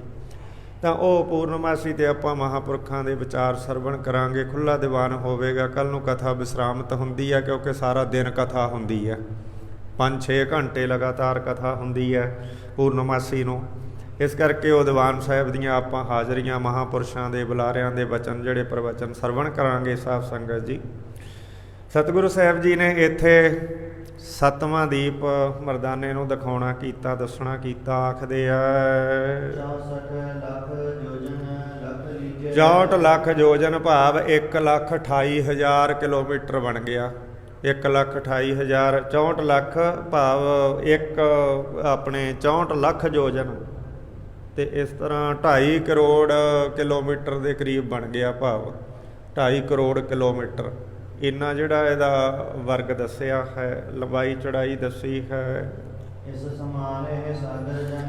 ਕਹਿੰਦੇ ਇਸ ਤਰ੍ਹਾਂ ਹੀ ਇਹ ਜਿਹੜਾ ਸਾਗਰ ਵੀ ਅੰਨਾ, ਕਹਿੰਦੇ ਹੁਣ ਸ਼ਾਇਦ ਹਿੰਦ ਮਹਾਸਾਗਰ ਤੋਂ ਭਾਵ ਹੋਵੇ। ਕਹਿੰਦੇ ਇਹਦਾ ਵੀ ਕੋਈ ਅੰਤ ਨਹੀਂ ਹੈ, ਲੱਖਾਂ ਮੀਲਾਂ ਦੇ ਵਿੱਚ ਕਰੋੜਾਂ ਦੇ ਵਿੱਚ ਕਹਿੰਦੇ ਫੈਲਿਆ ਹੋਇਆ ਭਾਈ, ਇਹਦਾ ਅੰਤ ਕੋਈ ਨਹੀਂ ਹੈ। ਇਹਦੇ 'ਚ ਬੇਅੰਤ ਮਿੱਠਾ ਨੀਰ ਹੈ, ਬੇਅੰਤ ਕੌੜਾ ਨੀਰ ਹੈ, ਕਈ ਤਰ੍ਹਾਂ ਦਾ ਪਾਣੀ ਹੈ। ਕਹਿੰਦੇ ਮਿੱਠਾ ਵੀ ਪਾਣੀ ਹੈ ਇਸ ਦਾ। ਫੇਰ ਮਰਦਾਨੇ ਨੇ ਸਤਿਗੁਰੂ ਸਾਹਿਬ ਜੀ ਨੂੰ ਇਹ ਸੱਤੇ ਦੀਪ ਤੇ ਪੁਸ਼ਕਰ ਦੀਪ ਸਤਵਾਂ ਦੇਖ ਕਰਕੇ ਸੁਣ ਕੇ ਮਹਿਮਾ ਇੱਥੋਂ ਦੇ ਲੋਕਾਂ ਨੂੰ ਉਤਾਰ ਕੇ ਸਵਾਲ ਕੀਤਾ, ਇਹਦੇ ਤੋਂ ਪਰੇ ਕੀ ਹੈ ਮਹਾਰਾਜ? ਉਹਦਾ ਵੀ ਵਿਖਿਆਨ ਕਰੋ, ਦੱਸੋ ਸਾਨੂੰ ਮਾੜੀ ਜੀ ਕਥਾ ਉਹਦੀ ਵੀ ਇਹਨਾਂ ਸੱਤਾਂ ਦੀਪਾਂ ਤੋਂ ਗਾਹਾਂ ਇਹ ਪੁਸ਼ਕਰ ਦੀਪ ਤੋਂ ਕੀ ਹੈ ਉਹ ਵੀ ਦੱਸੋ। ਕਿੱਦਾਂ ਦੀ ਧਰਤੀ ਹੈ ਮਹਾਰਾਜ? ਇਸ ਤੋਂ ਗਾਹਾਂ ਉੱਥੇ ਕੌਣ ਰਹਿੰਦਾ? ਇਹ ਵੀ ਜਿਹੜਾ ਮਹਾਰਾਜ ਸਾਡੇ ਚਾਨਣਾ ਪਾਓ। ਉਸ ਧਰਤੀ ਤੇ ਕਿਹੜੀ ਕਰਨੀ ਨਾਲ ਪਹੁੰਚਿਆ ਜਾਂਦਾ ਜਿਹੜੀ ਸੱਤਵੇਂ ਦੀਪ ਤੋਂ ਅੱਗੇ ਹੈ? ਅੰਤਰਜਾਮੀ ਸਤਿਗੁਰੂ ਨੇ ਇਸ ਤਰ੍ਹਾਂ ਵਚਨ ਕੀਤਾ, ਜਵਾਬ ਦਿੱਤਾ। ਮਹਾਰਾਜ ਕਹਿੰਦੇ ਬੰਦਾ, ਦੈਂਤ ਤੇ ਦੇਵਤਾ ਇਦੂ ਗਾਹਾਂ ਕਹਿੰਦੇ ਕੋਈ ਨਹੀਂ, ਇਹਦੇ ਅੰਤਰਗਤ ਹੀ ਨੇ ਸਾਰੇ, ਉਹ ਨਹੀਂ ਸਾਰੇ ਕਹਿੰਦੇ ਇਦੂ ਗਾਹਾਂ ਉਹ ਨਹੀਂ ਜਾ ਸਕਦੇ ਹਨ। ਕਹਿੰਦੇ ਬਹੁਤੀ ਧਰਤੀ ਤਾਂ ਸੋਨੇ ਦੀ ਪਈ ਆ ਮਹਾਰਾਜ ਜੀ। ਕਹਿੰਦੇ ਜਿਹੜੇ ਪਰਮੇਸ਼ਰ ਨੇ ਭੰਡਾਰ ਪੈਦਾ ਕੀਤੇ ਆ ਇਹ ਪੁਸ਼ਕਰ ਸੱਤਵੇਂ ਦੀਪ ਤੋਂ ਅੱਗੇ ਬਹੁਤੀ ਧਰਤੀ ਤਾਂ ਕਹਿੰਦੇ ਸੋਨੇ ਦੀ ਪਈ ਹੈ, ਕਿਉਂਕਿ ਸੋਨਾ ਧਾਤ ਧਰਤੀ ਦੇ ਵਿੱਚ ਹੀ ਹੈ, ਮਿੱਟੀ ਦੇ ਵਿੱਚ ਹੀ ਹੈ ਤੇ ਕਿਤੇ ਕਿਤੇ ਇਹਦੀ ਬਹੁਤ ਜ਼ਿਆਦਾ ਬਹੁਤਾਤ ਹੈ ਸਾਧ ਸੰਗਤ ਜੀ। ਹੈ ਸਾਰੀ ਜਗ੍ਹਾ, ਆਪਣੀ ਧਰਤੀ 'ਚ ਵੀ ਹੈ, ਪਰ ਇੱਥੇ ਮਿਕਦਾਰ ਬਹੁਤ ਜ਼ਿਆਦਾ ਘੱਟ ਹੈ। ਕੱਢਣ 'ਤੇ ਖਰਚਾ 10 ਗੁਣਾ ਆ ਜਾਊਗਾ, ਨਿਕਲੂਗਾ ਥੋੜ੍ਹਾ ਜਿਹਾ। ਕਈ ਥਾਵਾਂ 'ਤੇ ਇਸ ਦੀ ਮਿਕਦਾਰ ਬਹੁਤ ਜ਼ਿਆਦਾ ਨਿਕਲਦੀ ਹੈ, ਕਈ ਥਾਂ ਤਾਂ ਧਰਤੀ ਹੋਈ ਸਮਝ ਲਓ ਸੋਨੇ ਦੀ ਆ ਵੀ ਇੰਨੀ ਜ਼ਿਆਦਾ ਮਿਕਦਾਰ ਨਿਕਲਦੀ ਹੈ, ਖਰਚਾ ਕੁਝ ਵੀ ਨਹੀਂ ਆਉਂਦਾ। ਜਿਵੇਂ ਕਈ ਥਾਂ ਤੇਲ ਹੈ, ਇੰਨਾ ਖਰਚਾ ਉਹਨਾਂ ਦਾ ਕੁਝ ਵੀ ਨਹੀਂ ਆਉਂਦਾ, ਵੇਚ ਕੇ ਸਾਰੇ ਮੁਲਕਾਂ ਨੂੰ ਉਹ ਜਿਹੜੇ ਅਰਬਪਤੀ ਬਣ ਗਏ। ਇਸ ਤਰ੍ਹਾਂ ਨਾਲ ਕਹਿੰਦੇ ਇਹ ਜਿਹੜੀ ਧਰਤੀ ਸੋਨੇ ਦੀ ਬੇਅੰਤ ਇਸ ਤੋਂ ਅੱਗੇ ਪਈ ਹੈ। ਮਹਾਰਾਜ ਕਹਿੰਦੇ ਉਦੋਂ ਗਾਹਾਂ ਕਾਲੇ ਪਹਾੜ ਨੇ ਭਾਈ, ਕਾਲੇ ਪਹਾੜ ਨੇ ਉੱਥੇ ਸੱਤ ਪੁਸ਼ਕਰ ਸੱਤਵੇਂ ਦੀਪ ਤੋਂ ਗਾਹਾਂ ਫੇਰ ਉਹਨਾਂ ਨੂੰ ਲੋਕਾ ਅਲੋਕ ਗੁਪਤ ਲੋਕ ਕਹਿੰਦੇ ਆ ਮਹਾਰਾਜ ਜੀ ਕਹਿੰਦੇ ਉਹ ਉੱਥੇ ਨਾ ਪਹੁੰਚਿਆ, ਨਾ ਕੋਈ ਜਾ ਸਕਦਾ ਪਹੁੰਚ ਸਕਦਾ ਹੈ, ਇਸ ਕਰਕੇ ਉਹਨਾਂ ਨੂੰ ਲੋਕਾ ਲੋਕ ਨਾਮ ਦਿੱਤਾ ਹੈ। ਬਹੁ ਵਿਸਤਾਰ ਜਾਣੀਏ ਤਾਕੋ, ਉਹਨਾਂ ਕਾਲੇ ਪਹਾੜਾਂ ਲੋਕਾਂ ਲੋਕ ਇਲਾਕੇ ਦਾ ਬਹੁਤ ਜ਼ਿਆਦਾ ਵਿਸਥਾਰ ਹੈ। ਮਹਾਰਾਜ ਜੀ ਕਹਿੰਦੇ ਜਿਹੜਾ ਆਪਾਂ ਉਮਰਾਂ ਲੈ ਕੇ ਫੇਰ ਘੁੰਮ ਕੇ ਦੇਖ ਨਹੀਂ ਸਕਦੇ, ਉੱਥੇ ਜਾ ਕੇ ਜੇ ਸਾਧਨ ਕਰਕੇ ਘੋੜੇ ਹਾਥੀ ਜਾਂ ਗੱਡੀਆਂ ਲੈ ਕੇ ਪਹੁੰਚ ਵੀ ਜਾਈਏ ਤੇ ਉਹ ਸਾਰਾ ਨਹੀਂ ਮਹਾਰਾਜ ਜੀ ਕਹਿੰਦੇ ਆਪਾਂ ਦੇਖ ਸਕਦੇ। ਇੰਨਾ ਜ਼ਿਆਦਾ ਵਿਸਥਾਰ ਹੈ ਉਸ ਧਰਤੀ ਦਾ। ਮਰਦਾਨਿਆ ਇਸ ਤਰ੍ਹਾਂ ਜਾਣ ਲਾ ਵੀ 7 ਦੀਪਾਂ ਦੇ ਦੁਆਲੇ ਫੇਰ ਉਹ ਧਰਤੀ ਦਾ ਕੋਟ ਮਾਰਿਆ ਹੋਇਆ, ਜਿਸ ਤਰ੍ਹਾਂ ਕਹਿ ਦਈਏ ਚੀਨ ਦੀ ਦੀਵਾਰ, ਕਹਿ ਕਹਾ ਦੀ ਦੀਵਾਰ, ਚੀਨ ਵਾਲਿਆਂ ਨੇ ਦੀਵਾਰ ਕੱਢੀ ਨਾ ਸਭ ਤੋਂ ਵੱਡਾ ਅਜੂਬਾ ਦੁਨੀਆ ਦਾ। ਕਹਿੰਦੇ ਫਿਰ 7 ਦੀਪਾਂ ਦੇ ਦੁਆਲੇ ਉਸ ਲੋਕਾ ਲੋਕ ਤੇ ਫਿਰ ਉਹ ਕਾਲੇ ਪਹਾੜਾਂ ਦੀ ਧਰਤੀ ਦਾ, ਸੋਨੇ ਦੀ ਧਰਤੀ ਦਾ ਇਸ ਤਰ੍ਹਾਂ ਕੋਟ ਮਾਰਿਆ ਹੋਇਆ ਹੈ। ਉਦੋਂ ਪਰੇ ਮਹਾਰਾਜ ਕਹਿੰਦੇ ਕੋਈ ਧਰਤੀ ਨਹੀਂ। ਫਿਰ ਉਸ ਤੋਂ ਅੱਗੇ ਕਹਿੰਦੇ ਇਹ ਧਰਤੀਆਂ ਸਮਾਪਤ ਹੋ ਜਾਂਦੀਆਂ, ਭਾਵ ਇਸ ਖੰਡ ਦੀਆਂ, ਸਾਰੀ ਗਲੈਕਸੀਆਂ ਦੀਆਂ ਨਹੀਂ ਕਿਹਾ, ਇਸ ਖੰਡ ਦੀਆਂ ਧਰਤੀਆਂ ਮਹਾਰਾਜ ਕਹਿੰਦੇ 7 ਦੀਪਾਂ 9 ਖੰਡਾਂ ਵਾਲੀਆਂ ਦੀਆਂ ਫਿਰ ਉੱਥੇ ਸਮਾਪਤ ਹੋ ਜਾਂਦੀਆਂ ਹਨ। ਸਾਰੇ ਆਪਾਂ ਜਿੰਨੇ ਵੀ ਮਹਾਰਾਜ ਕਹਿੰਦੇ ਫਿਰਦੇ ਆ, ਆਪਾਂ ਇਹਨਾਂ ਤੋਂ ਉਰੇ ਹੀ ਪ੍ਰਕਾਸ਼ਦੇ ਆ, ਉਰੇ ਹੀ ਰਹਿੰਦੇ ਆ, ਗਾਹਾਂ ਨਹੀਂ ਆਪਾਂ ਜਾਂਦੇ ਇਸ ਤੋਂ ਟੱਪ ਕੇ ਕਿਸੇ ਪ੍ਰਕਾਰ ਵੀ।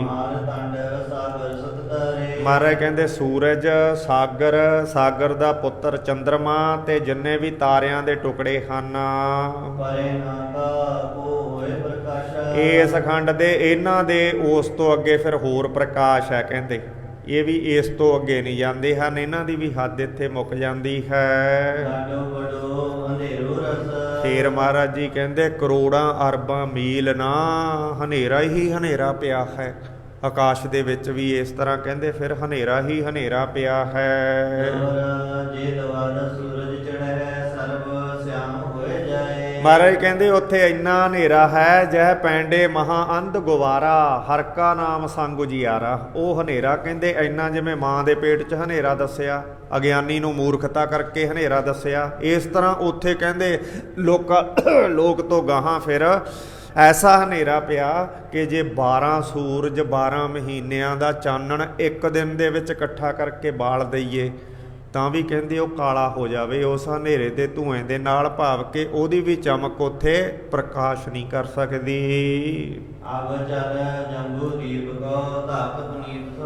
ਮਹਾਰਾਜ ਕਹਿੰਦੇ ਮਰਦਾਨਿਆ ਹੁਣ ਸਾਰਾ ਹੋ ਗਿਆ ਇਹ, ਚਲੋ ਹੁਣ ਆਪਾਂ ਜੰਬੂ ਦੀਪ ਆਪਣੇ ਭਾਰਤ ਖੰਡ ਤੇ ਆਪਣੇ ਪੰਜਾਬ ਦੇਸ਼ ਤੇ ਚੱਲੀਏ। ਇਸ ਤਰ੍ਹਾਂ ਮਹਾਰਾਜ ਜੀ ਘੁੰਮਦੇ ਘਮਾਉਂਦੇ ਕਹਿੰਦੇ ਕਰਕੇ ਇੱਧਰ ਤੇ ਪੀਲੀ ਭੀਤ ਵਾਲੇ ਪਾਸੇ ਆ ਉਤਰੇ। ਮਹਾਰਾਜ ਕਹਿੰਦੇ ਹੁਣ ਸਾਰੇ ਦੇਖ ਲਏ, ਚਲੋ ਹੁਣ ਆਪਣੇ ਜੰਬੂ ਦੀਪ ਦੇ ਵਿੱਚ ਤੇ ਆਪਾਂ ਆਪਣੇ ਇਲਾਕੇ ਨੂੰ ਮੁੜਨਾ ਕਰੀਏ। ਇਸ ਤਰ੍ਹਾਂ ਨਾਲ ਸਤਿਗੁਰੂ ਸੱਚੇ ਪਾਤਸ਼ਾਹ ਮਹਾਰਾਜ ਜੀ ਨੇ ਬਚਨ ਕਰਕੇ ਆਪ ਚੱਲ ਜੰਬੂ ਦੀਪ ਕੋ ਧਰਤ ਪੁਨੀਤ ਸੁਹਾਏ। ਸੋਹਣੀ ਧਰਤੀ ਆਪਣੇ ਇਲਾਕੇ ਦੀ ਦੇਖੀਏ ਤੇ ਉੱਥੋਂ ਪੁਸ਼ਕਰ ਦੀਪ ਤੋਂ ਜਿੱਥੇ ਜਾ ਕੇ ਅੱਗੇ ਲੋਕਾ ਲੋਕ ਤੇ ਬੇਅੰਤ ਕਹਿੰਦੇ ਜਿਹਦਾ ਅੰਤ ਕੋਈ ਨਹੀਂ ਸ਼ੁਰੂ ਹੋ ਜਾਂਦਾ, ਉਡਾਰੀ ਲੈਣਾ ਕੀਤੀ, ਉੱਡ ਕੇ ਚੱਲ ਪਏ ਆ। ਬਸ ਇੱਛਾ ਹੀ ਕੀਤੀ ਵੀ ਫਲਾਣੇ ਥਾਂ ਪਹੁੰਚ ਜਾਈਏ, ਫਲਾਣੇ ਇਲਾਕੇ ਦੇ ਵਿੱਚ। ਮਨ ਦੀ ਚਿਤਵਨੀ ਜਿਵੇਂ ਅੱਖ ਝਮਕੀ, ਕਹਿੰਦੇ ਬਸ ਪਹੁੰਚ ਗਏ, ਕੋਈ ਥਕਾਵਟ ਨਹੀਂ ਹੋਈ, ਕੋਈ ਪਤਾ ਨਹੀਂ ਲੱਗਾ। ਸਾਰੇ ਦੀਪਾਂ ਦੀ ਸੈਰ ਕਰ ਲਈ, ਸਾਰੇ ਖੰਡਾਂ ਬਾਰੇ ਜਾਣ ਲਿਆ ਹੈ।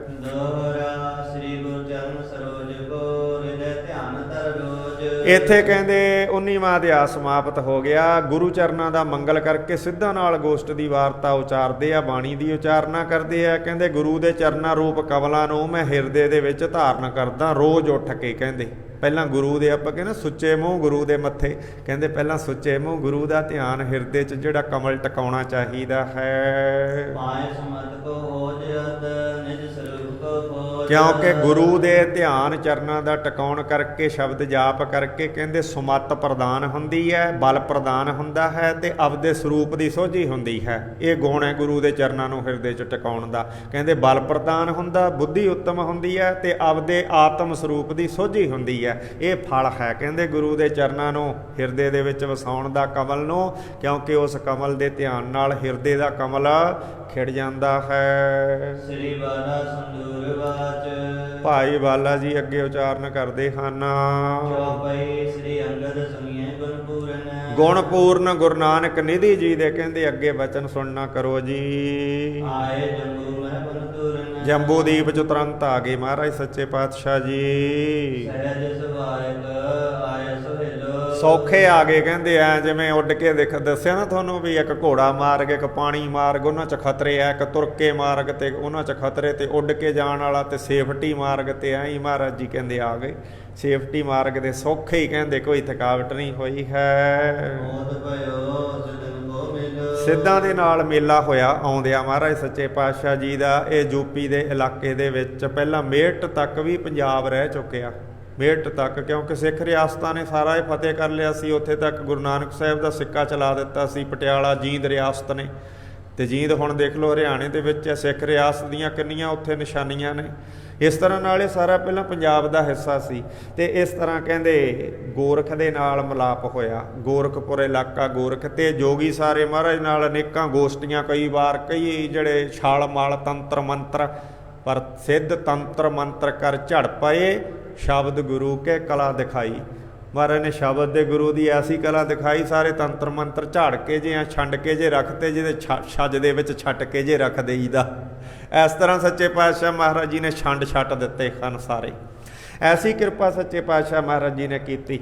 ਕਹਿੰਦੇ ਸਿੱਧ ਜਿਹੜੇ ਹਨ ਉਹ ਸਹਿ ਸੁਭਾਏ ਹੀ ਹੋਤ ਪਇਓ ਸਿੱਧਨ ਸੋ ਮੇਲਾ। ਆ ਕੇ ਮਿਲਾਪ ਹੋ ਗਿਆ। ਗੋਰਖ ਦੇ ਤਪ ਦਾ ਸਥਾਨ ਸੀਗਾ। ਕਹਿੰਦੇ ਗੋਰਖ ਮੱਤਾ ਜਿਹੜਾ ਉਹਦਾ ਨਾਂ ਪਾਇਆ ਹੋਇਆ ਸੀ ਸਾਰੇ ਪਾਸੇ ਕਿ ਗੋਰਖ ਮੱਤਾ ਗੋਰਖ ਦਾ ਹੀ ਮੱਤ ਚੱਲਦਾ ਸੀ। ਉੱਥੇ ਦੀ ਗੱਲ ਦੱਸਦੇ ਆ। ਤੇ ਕਹਿੰਦੇ ਸਾਰਾ ਗੋਰਖ ਦਾ ਹੀ ਮੱਤ ਚੱਲਦਾ ਸੀਗਾ। ਗੋਰਖ ਨੂੰ ਅੱਜ ਵੀ ਲੱਖਾਂ ਲੋਕ ਜਿਹੜੇ ਉਹਦੇ ਭਗਤ ਨੇ ਗੋਰਖ ਦੇ। ਪਰ ਸਤਿਗੁਰੂ ਸਾਹਿਬ ਜੀ ਨੇ ਇਹਨਾਂ ਸਾਰਿਆਂ ਨੂੰ ਕਾਬੂ ਕਰ ਲਿਆ ਸੀਗਾ। ਇਹਨਾਂ ਦੇ ਸਾਰੇ ਪਖੰਡ ਜਿਹੜੇ ਉਜਾਗਰ ਕਰ ਦਿੱਤੇ ਸਨ ਸੰਸਾਰ ਦੇ ਵਿੱਚ ਕਿ ਇਸ ਤਰ੍ਹਾਂ ਨਹੀਂ ਭਾਈ ਪਰਮਾਤਮਾ ਦੇ ਪ੍ਰੇਮੀ ਹੋਈਦਾ।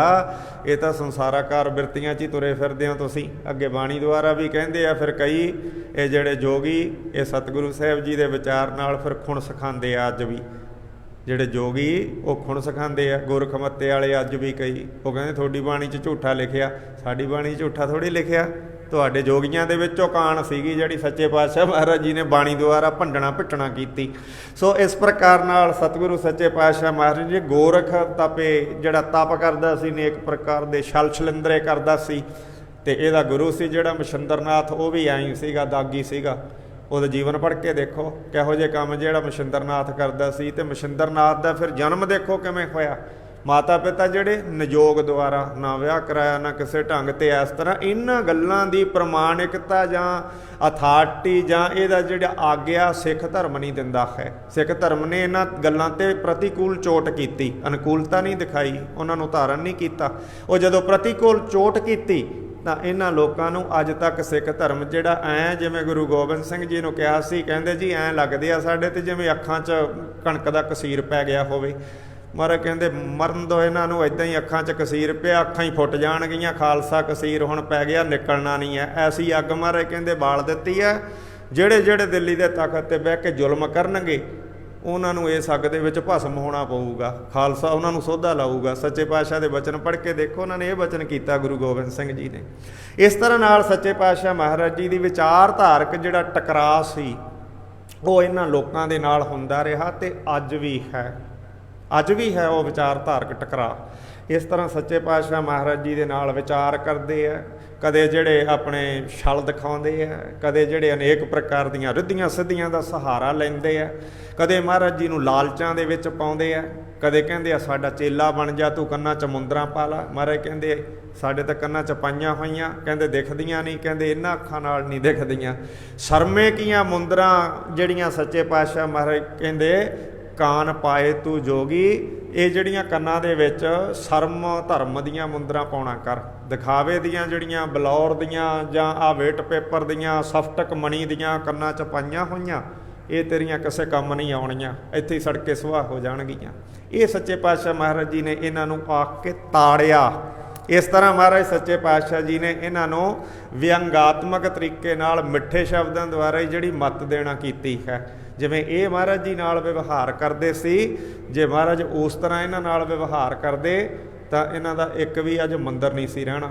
ਜੇ ਉਸ ਤਰ੍ਹਾਂ ਦਾ ਵਿਵਹਾਰ ਜਿਹੋ ਜਿਹਾ ਮੁਸਲਮਾਨ ਇਹਨਾਂ ਨਾਲ ਕਰਦੇ ਸੀ, ਜੇ ਉਹੋ ਜਿਹਾ ਮਹਾਰਾਜ ਕਰਦੇ ਜਿਹੋ ਜਿਹਾ ਇਹ ਮਹਾਰਾਜ ਨਾਲ ਕਰਦੇ ਸੀ, ਤਾਂ ਇੱਕ ਵੀ ਮੰਦਰ ਨਹੀਂ ਸੀ ਅੱਜ ਦੁਨੀਆ ਦੇ ਵਿੱਚ ਸਾਬਤ ਰਹਿਣਾ। ਇਹ ਸੱਚੇ ਪਾਤਸ਼ਾਹ ਮਹਾਰਾਜ ਦੀ ਕਿਰਪਾ ਹੈ।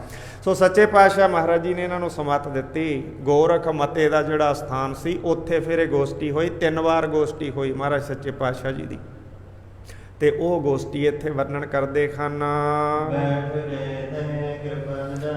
ਕਿਰਪਾ ਦੇ ਖਜ਼ਾਨੇ ਗੁਰੂ ਨਾਨਕ ਦੇਵ ਜੀ ਗੋਰਖ ਮੱਤੇ ਤੇ ਜਾ ਕਰਕੇ ਜਦੋਂ ਬੈਠੇ ਹਨ, ਇਹ 500-400 ਕਿਲੋਮੀਟਰ ਦੇ ਵਿੱਚ ਸਾਰੇ ਪਰੇ ਨੂੰ, ਤੇ ਯੂਪੀ ਅੱਜ ਵੀ ਕਿੰਨਾ ਵੱਡਾ ਰਕਬਾ ਇਹਦਾ, ਮਹਾਰਾਸ਼ਟਰ ਦਾ ਕਿੰਨਾ, ਬਿਹਾਰ ਦਾ ਕਿੰਨਾ ਰਕਬਾ, ਪੰਜਾਬ ਤਾਂ ਮੁੱਠੀ ਦੇ ਵਿੱਚ ਸੂਬੀ ਵੀ ਨਹੀਂ ਰਹਿਣ ਦਿੱਤਾ, ਕਹਿੰਦੇ ਸੀ ਸੂਬਾ, ਰਾਜਧਾਨੀ ਇਹਨੂੰ ਨਹੀਂ ਦਿੱਤੀ ਇਹਦੀ ਚੰਡੀਗੜ੍ਹ, ਤੇ ਇਹਨੂੰ ਸੂਬੀ ਵੀ ਨਹੀਂ ਰਹਿਣ ਦਿੱਤਾ ਅਗਲਿਆਂ ਨੇ, ਤਾਂ ਕਹਿੰਦੇ ਸੂਬਾ, ਕੋਈ ਜੰਗਲ ਨਹੀਂ ਇਹਦੇ ਵਿੱਚ, ਕੋਈ ਉਹ ਨਹੀਂ ਛੱਡਿਆ। ਇਸ ਤਰ੍ਹਾਂ ਨਾਲ ਕਹਿੰਦੇ ਸਿੱਧ ਜਿਹੜੇ ਸਨ ਉਹਨਾਂ ਦੇ ਅਸਥਾਨ 'ਤੇ ਜਦੋਂ ਗਏ ਤੇ ਸਾਰੇ ਸਿੱਧਾਂ ਨੇ ਇਸ ਪ੍ਰਕਾਰ ਦੇ ਨਾਲ ਇਹ ਗੋਰਖ ਮੱਤੇ ਦੇ ਇਲਾਕੇ ਦੇ ਵਿੱਚ ਮਹਾਰਾਜ ਜੀ ਦੇ ਨਾਲ ਕੀਤਾ ਹੈ। ਇੱਕ ਤਿਲ ਲਿਆ ਕੇ ਮਹਾਰਾਜ ਜੀ ਦੇ ਅੱਗੇ ਆ, ਕਹਿੰਦੇ ਨਾ ਤਿਲ ਫੁੱਲ ਭੇਟਾ, ਇਹਦਾ ਅਰਥ ਦੇਖ ਲਓ ਇੱਥੇ ਆਇਆ, ਕਹਿੰਦੇ ਤਿਲ ਫੁੱਲ ਭੇਟਾ, ਵੀ ਫੁੱਲ ਜਾਂ ਤਿਲ, ਵੀ ਗੁਰੂ ਸਾਹਿਬ ਜੀ ਦੇ ਅੱਗੇ ਖਾਲੀ ਹੱਥ ਨਾ ਆਓ। ਇਹ ਨਹੀਂ ਵੀ ਜੇ 10 ਵਾਰੀ ਮੱਥਾ ਟੇਕਣਾ, ਪਰ ਮੱਥਾ ਜਦੋਂ ਸਵੇਰੇ ਚਾਹੋ ਵੀ ਗੁੱਡ ਮਾਰਨਿੰਗ, ਜਦੋਂ ਸਵੇਰੇ ਹਾਜ਼ਰ ਹੁੰਨੇ ਆ ਉਸ ਵੇਲੇ ਖਾਲੀ ਹੱਥ ਨਾ ਮਹਾਰਾਜ ਜੀ ਦੇ ਅੱਗੇ ਆਓ। ਕੋਈ ਤਿਲ ਜਾਂ ਫੁੱਲ ਜਾਂ ਕੋਈ ਪ੍ਰਸ਼ਾਦ ਜਾਂ ਕੋਈ ਮਾਇਆ ਜਾਂ ਕੋਈ ਚੀਜ਼ ਜਿਹੜਾ ਮਹਾਰਾਜ ਜੀ ਦੇ ਅਰਪਣ ਕਰੋ, ਖਾਲੀ ਸੁੱਕਾ ਮੱਥਾ ਨਾ ਟੇਕੋ। ਜਿਹੜਾ ਸਵੇਰੇ ਜਦੋਂ ਮਹਾਰਾਜ ਜੀ ਦੇ ਦਰਬਾਰ 'ਚ ਇੱਕ ਵਾਰੀ ਜਿਹੜੀ ਪਹਿਲੀ ਹਾਜ਼ਰੀ ਲੱਗਦੀ ਹੈ 24 ਘੰਟਿਆਂ ਦੇ ਵਿੱਚ, ਤੇ ਉਸ ਵੇਲੇ ਉਹ ਨਹੀਂ ਲੱਗਦੀ ਤਾਂ ਫਿਰ ਆਥਣ ਦੇ ਵੇਲੇ, ਭਾਵ ਦਸਵੰਧ ਕੱਢੋ, ਮਹਾਰਾਜ ਜੀ ਦਾ ਦਸਵੰਧ ਨਾ ਰੱਖੋ, ਜਿਹੜਾ ਦਸਵੰਧ ਮਹਾਰਾਜ ਜੀ ਨੂੰ ਦਿਓ। ਜਿਹੜੀ ਨਜ਼ਰ ਭੇਟ ਹੈ, ਦਰਸ਼ਨੀ ਭੇਟਾ, ਉਹ ਅਲੱਗ ਹੈ, ਕਿੰਨੀ ਮਰਜ਼ੀ ਮਹਾਰਾਜ ਜੀ ਨੂੰ ਟੇਕੋ, ਕੋਈ ਫੁੱਲ ਚੜ੍ਹਾ ਦਿਓ, ਤਿਲ ਚੜ੍ਹਾ ਦਿਓ, ਸਤਿਕਾਰ ਹੈ।